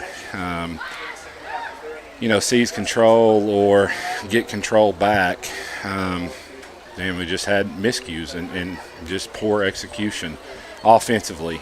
Defensively, we allowed them to come up here and do exactly what they wanted to do, and that was take ball control and shorten the game, take us down offensively in total number of plays, and they made it a 10-yard field, and they did really good at it. And they executed their game plan. They executed a lot better than us, and unfortunately we're leaving out of here with a loss. And like I said at the start of it, a little bit of heartache. Yeah. But hopefully it allows our kids to look in the mirror and understand that we have to do a better job executing, and it really starts on the practice field. Yeah, absolutely. I was talking. Obviously, that we had some disappointed fans. We had some vocal fans here tonight. And I stuck my head out the window at the end of the game, and I think your mom was down there, and I said, "Listen, everything's going to be all right tomorrow when we get up. It's going to be fine." Yeah, it's what we tell the kids. I mean, as disappointed as we are, and as frustrated as we are, we still love them. Yeah, absolutely. It's not like we stop loving them. We stop, wanting the best for them. But we do have to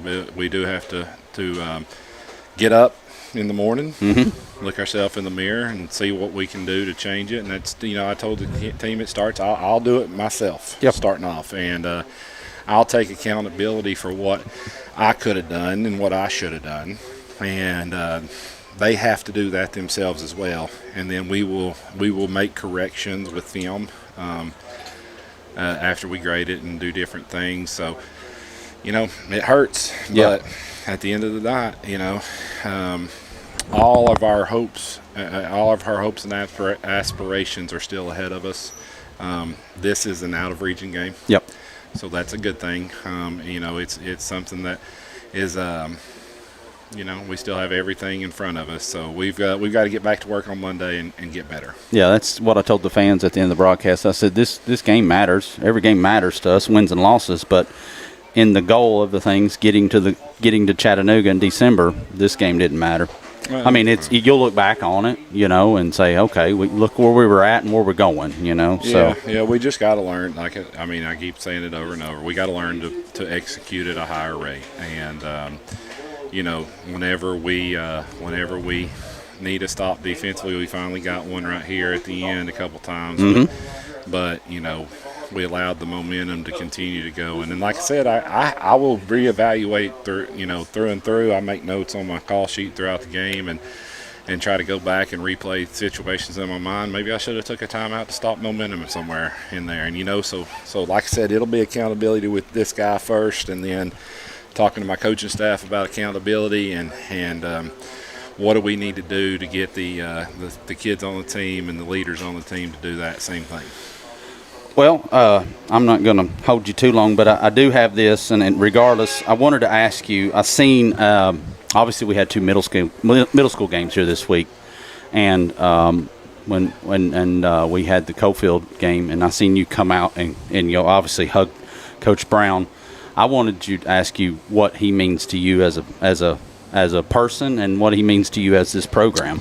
Man, Buster Brown is Oliver Springs through and through. I try to mold myself and model myself like he just loves this program, loves this school, loves this community, and he does so much for it. And I've coached with him. I've coached after him. Whenever I was middle school coach, he had just finished up being the coach, and then I took over, and then now I'm getting the feedback and the different things of him being the middle school coach and sending me guys. And I've told a lot of people this over the last couple of weeks. I'm not surprised by the success they're having. This is his 3rd year being back, and I think whenever he came back, and whenever he won championship before, it was in his 3rd year at the middle school level. But also, I'm not surprised because even though the records haven't shown, the last 2 classes have come to me fundamentally ready, fundamentally sound, and we can scheme and we can do stuff with them, but we have some freshmen contributing at times right now, and we had it last year, and so we do have kids coming in ready to help us, and that's a huge thing. And he and his coaching staff are doing great things for this community and for our program in the future, and I'm proud to see the success they're having. I hope they continue it, and hopefully here in a few weeks we'll play Cofield on Halloween night, and then we'll go and watch them in the middle school championship. Yeah, we'll load up and go watch him Saturday. So, Coach, I'm going to let you get out here. Young man looks like he's tired tonight. Yeah, it's actually right here. He is tired. Yeah. He wants daddy. Yeah, so Coach, thank you for the okay. He wants his mommy. Yeah, I don't blame Coach, him. thank you, and have a good week, and I'll see you. We'll cross paths this week. Thank you, guys. That was Coach Harper coming up and give us a little bit of a review of the game, and I'd been thinking about that question all day with what Buster means to him. Buster means a lot to a lot of us around here. He, like I said, he is Bobcat through and through. I pull in down here and I think I'm early, and he's here. So obviously we're all supporting each other. So.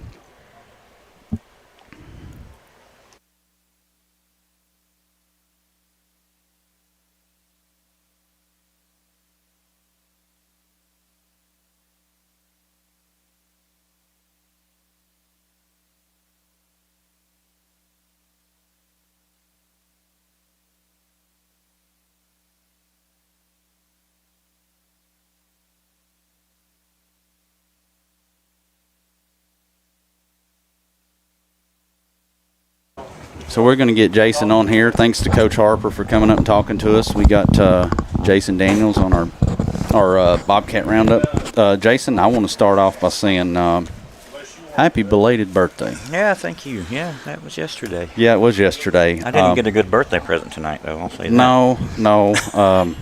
Yeah, I know. I know. Of course, I'm kidding. I asked CEO in the broadcast, I was like, Jason doesn't keep up with time of possession, do you, Jason? Or No, but you can look at some plays. I did notice that in the third quarter, we only ran 8 plays and they ran 15. So I didn't catch it all right here with the Oneida crew that's here, but I want to say somewhere in the third quarter, they said Oneida had already had the ball for 18 minutes of possession in the game. That's pretty big when you're running 12-minute quarters. And it felt that way. It felt like, I mean, sometimes our offense contributes to that because we run up and down the field really quick, but it seemed like Oneida come in with a pretty good game plan and of just rushing the ball between the tackles, but I tried to keep time of possession. I said I was going to do it 1 year, and it lasted 2 games. I imagine it is difficult. Just impossible. Yeah, it's damn near impossible. Yeah, so impossible. If you want to go over some stats, I'm sure they're just delicious to chop up here. There was not a whole lot going on. They had us bottled up, at least on the offensive side. So, yeah, you're right about that. I mean, look, so silver lining doesn't affect playoff seeding. Nope. Doesn't matter. When it comes to that, it's just, we hadn't beat these guys since 2011. We actually beat them twice that year, but we haven't played them every year since 2011 either, but just saying. Yeah. And that kind of was disappointing. But we'll start with Oneida. They had 12 first downs. They ran the ball 41 times for 153 yards. Passing, they were 9 of 14, no interceptions, 113 yards. They punted the ball 4 times for a 35-yard average. They had 8 penalties for 67 yards. They fumbled twice and lost 1, had a total offense of 266 yards. For the Bobcats, 10 first downs, 18 rushes, 102 yards. Passing 11 completions, 23 attempts, no interceptions, 158 yards. Punted the ball 3 times for 31 yards. 31-yard average? Yeah, 31-yard average. Okay. Yeah, he had a 45-yarder that really bumped that average up because the first punt was only 18 yards. Yeah, the first one was pretty rough. Yeah, I think he got off the side of his foot. It sounded really funny, so something happened. Okay. 5 penalties for 25 yards. We fumbled twice and lost both of them, and we had total offense of 260 yards, so there was only 6 yards difference. That one fumble was big time.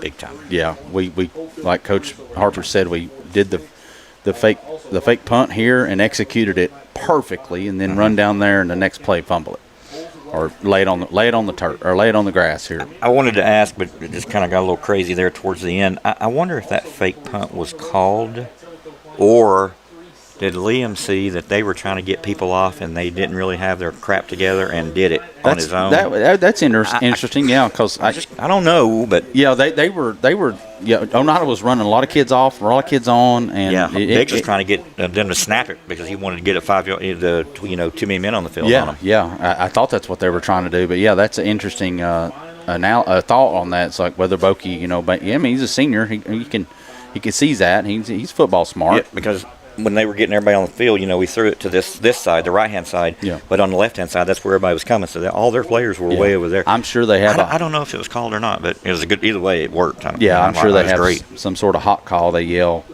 something, or that kind of lets all everybody know. So, and that's gonna keep some other teams honest as well. They're gonna see that and be like, well, yeah. And did Bokey's the punter. He's the quarterback too. So obviously they can throw it. Out of that, like he just did, he hit Seaver right down through there, and probably one of the biggest gains of the night.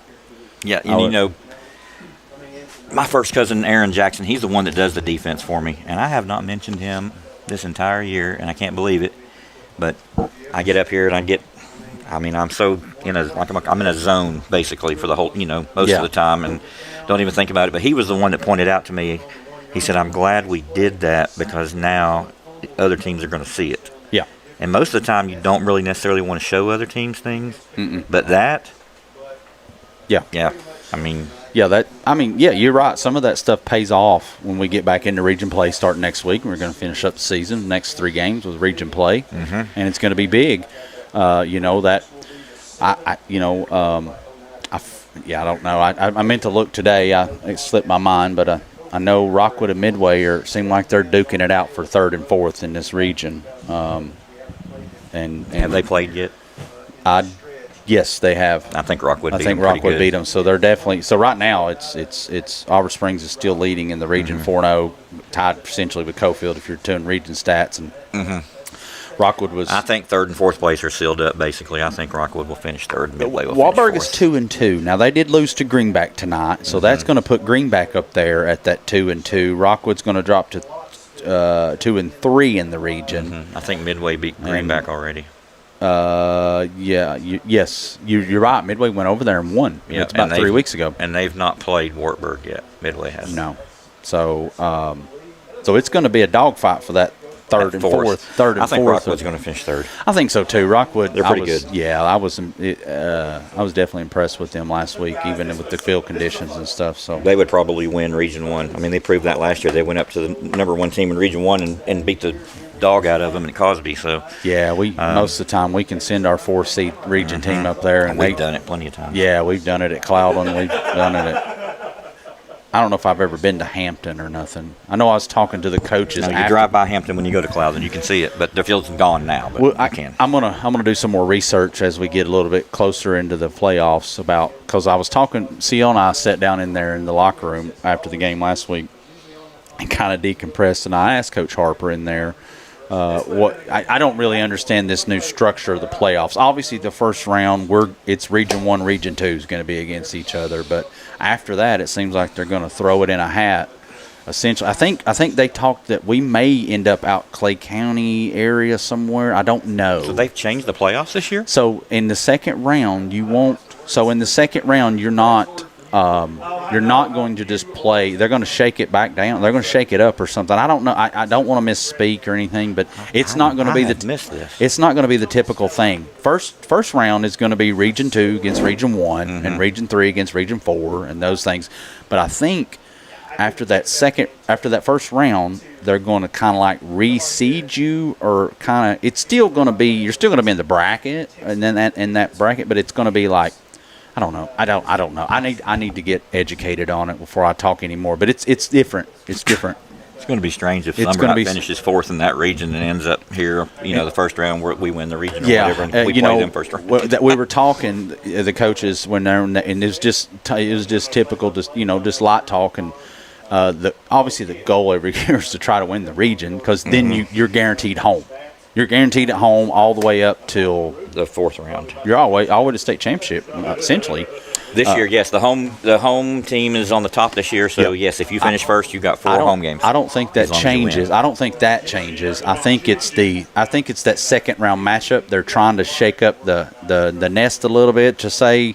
Or something. Because every year in the second round, it's only Region 2 teams played against each other. Region 2 beats the heck out of each other, and then Region 2's got to go play South Pitt or somebody, or in the third round they got to go play, And when Cloudland wins that region, I mean, there's once or twice I think they beat Midway, maybe. But I mean, I would just love to sit down and see what the last 5 years record is of Region 1 against Region 2 in the playoffs, because I bet it's about 2-30. I'll bring it with me next week. I'll write it down. I'll bring it with me because I do want to start talking. They've not won much. I do want to start talking about playoffs as we get closer, because essentially we're going to get in the playoffs. It's just where the seeding falls. Well, I think we're guaranteed a top 2 seed at this point. Yeah. At this point, unless just the bottom falls out. But I mean, yeah, I don't think that's going to happen. Let's hope not.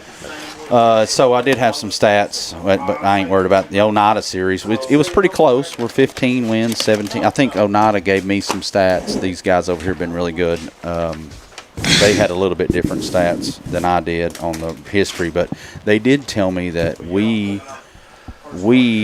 Oliver Springs has the single biggest win margin over Oneida.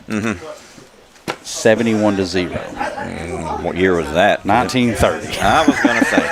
I don't remember that one. Yeah, so I didn't go back that far in my stats, but what I was interested in is I was trying to pull some 100th season. We're all celebrating that as we go through. I don't know if I've talked about it much, but Bobcats have played 912 games before tonight. We're just shy of 500. We're 437 wins, 455 losses, and 20 ties. So the best I could find on the playoff stats was, obviously I went to TSSAA for this. They got stats all the way back to 1977. First round, we were pretty good. We're 17-5 historically since '77. So that the first round, Bobcats get out of that round. Second round, we're 8-8, so we're 500. And then you get to quarterfinals, we're 2-7. Yep. And then obviously semifinals, we were 0-2. And then we've never made it to a state championship game that I'm aware of. No, have not. So, but we do have the Green Waves coming up. Thursday night here at DJ Britton Field, 7 p.m. start time for you guys still listening. 7 p.m. I'll have to remind myself every single day this week. But we've played them 29 times midway, and we overall record we're 22-7 against the Green Waves. But you had mentioned last week, hey, it's always hard to go down there and play, and you're right. In 2024, which was last year, we won 20-28 down there. And then 2022, we won 28-17 down there.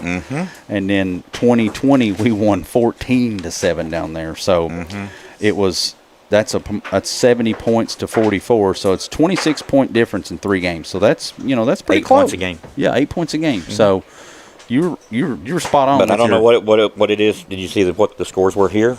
So, yes, I do have that. Okay. So, here in 2023 was the last time we played midway here. It's 54-0.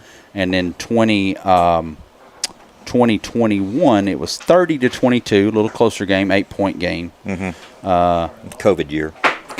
Yeah, kind of played odd 8 year. games. Yeah. And I had the stats on that. It was about a 40-point margin on that. So, yeah, I got it flipped over here. I got it all backwards. It's 84-22. So it's a 62-point margin there. So, you were spot on. 21 points different. 21 points per game. Here, 8 down there difference, basically. Yeah, so not that that's going to tell us anything that happens next week, but history seems to repeat itself. History seems to work its way out in football sometimes. But the last loss to the Green Waves was 2016. And we got our butt handed to us 41-20. Yep. It was here or there?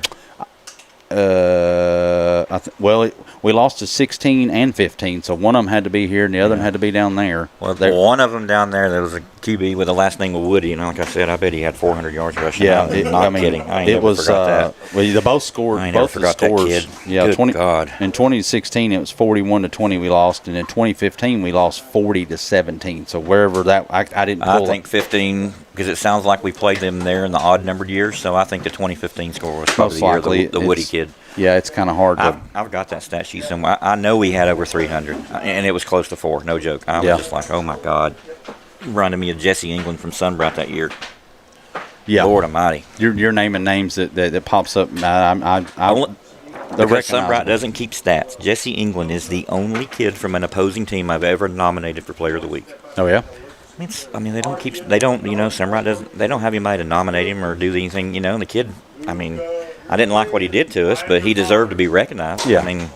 No matter what, it's not really his fault. They don't have anybody to do it, and I get it.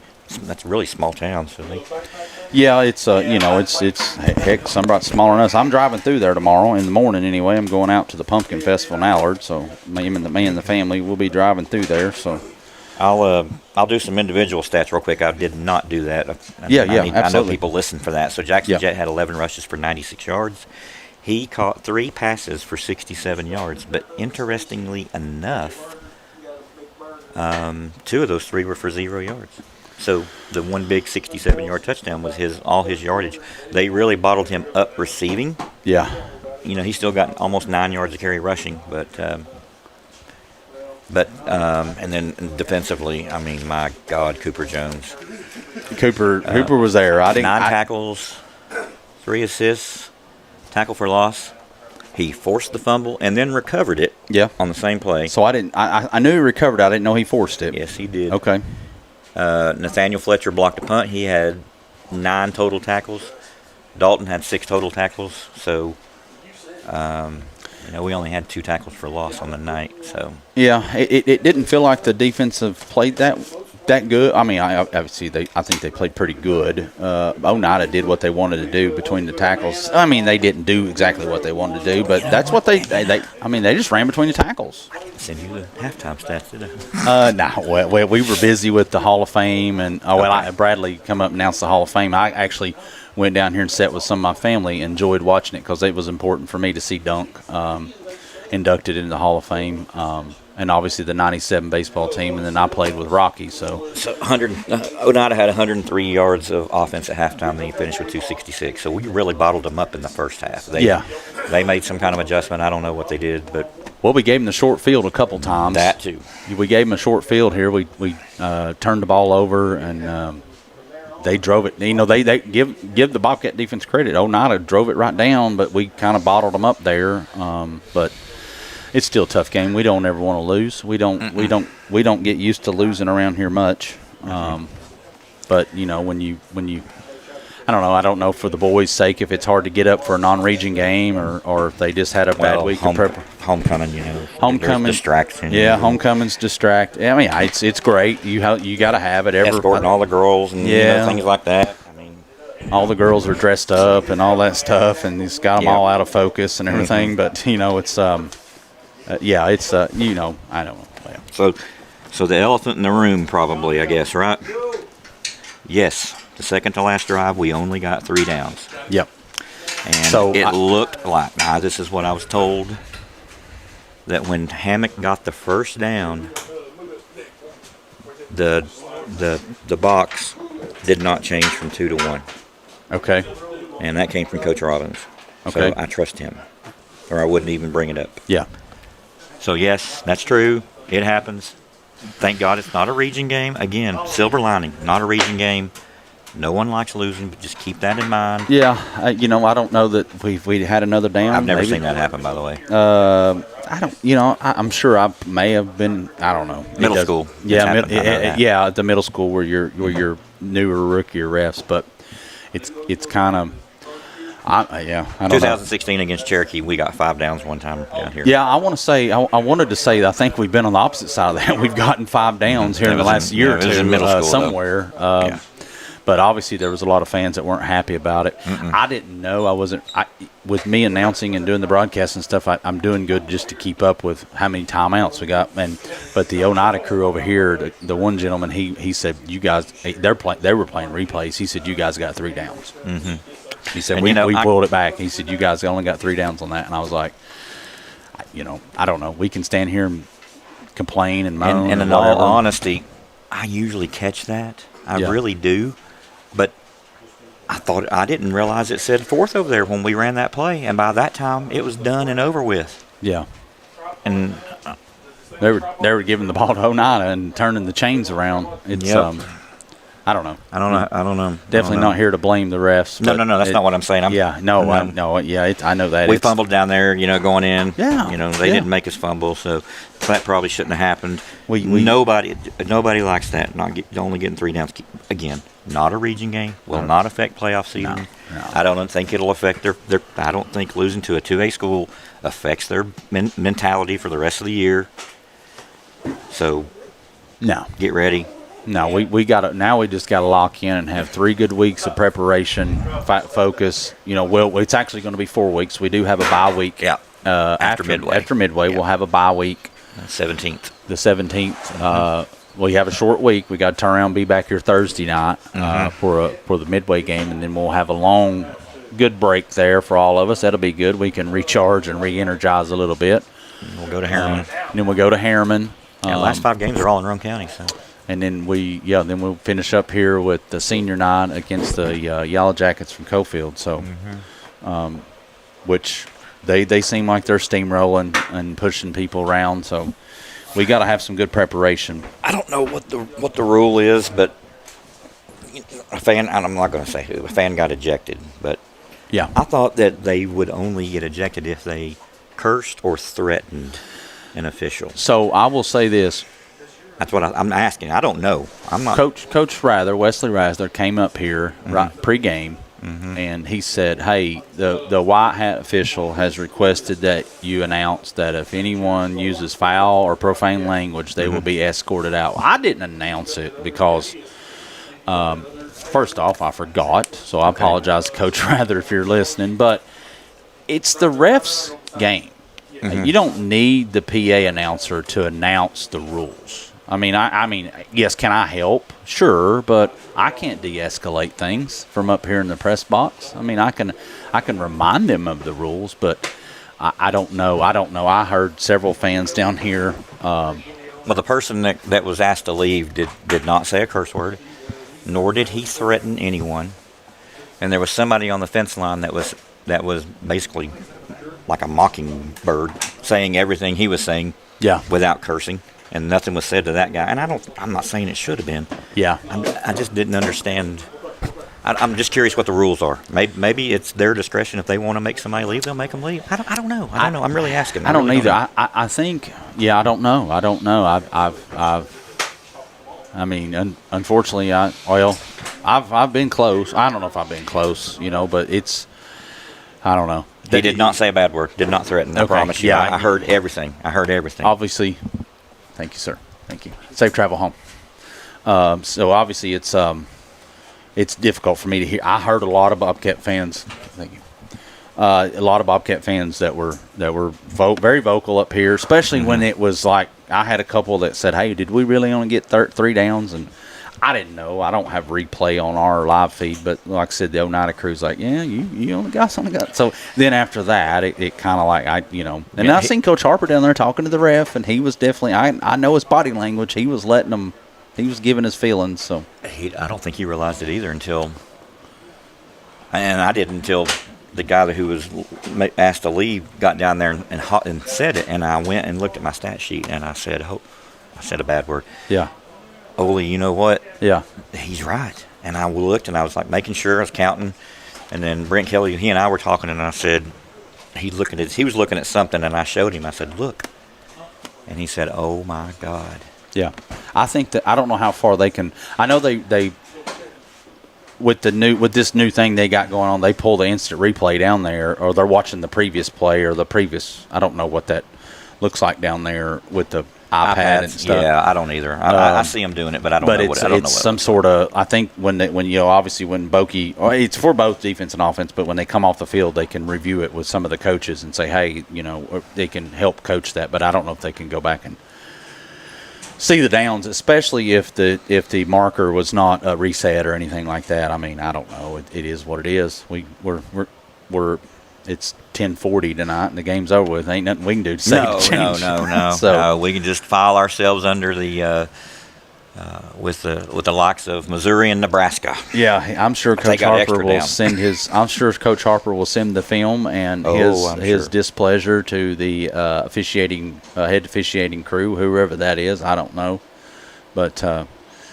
Jason, thank you again. Yep. Happy birthday. Thank you. Happy belated birthday. Thank you. And we will let you get out of here, and we'll go home. And yep, I'll have these stats to you within an hour or so. Yeah, I appreciate it. I look at them every Saturday morning and pull them up and take a look. And so, yeah, it's definitely interesting. We'll start talking more playoffs when we get next week. I'll start pulling some more playoff stuff. And, depending on what happens next week, we'll know. We'll know a little more after next week. If we win, we'll know for sure. Then we're guaranteed either 1 or 2. So I don't know who of the other teams have got Cofield or Rockwood. Somebody will have a bye probably, or they'll have a non-region. Somebody will have a non-region team or a bye. Most likely, yeah. Because we got an odd number of teams now. Yeah, I think most of the Rome County schools are on that same we have an even number of teams, but we have an odd number of games. Yeah. That's what I meant. I know because CL and I were talking earlier in the week trying to find us a game to go watch during the bye week, and there's a lot of teams that are on taking that week, 7, 8, well, I guess it'd be 8 week bye week. And so it's like that every year, actually, if you go back and look. Yeah, so we were trying to find us a game to go to and watch or do something or so. But yeah, Jason, once again appreciate it. Yep, and thank you for your time. All right, you're welcome.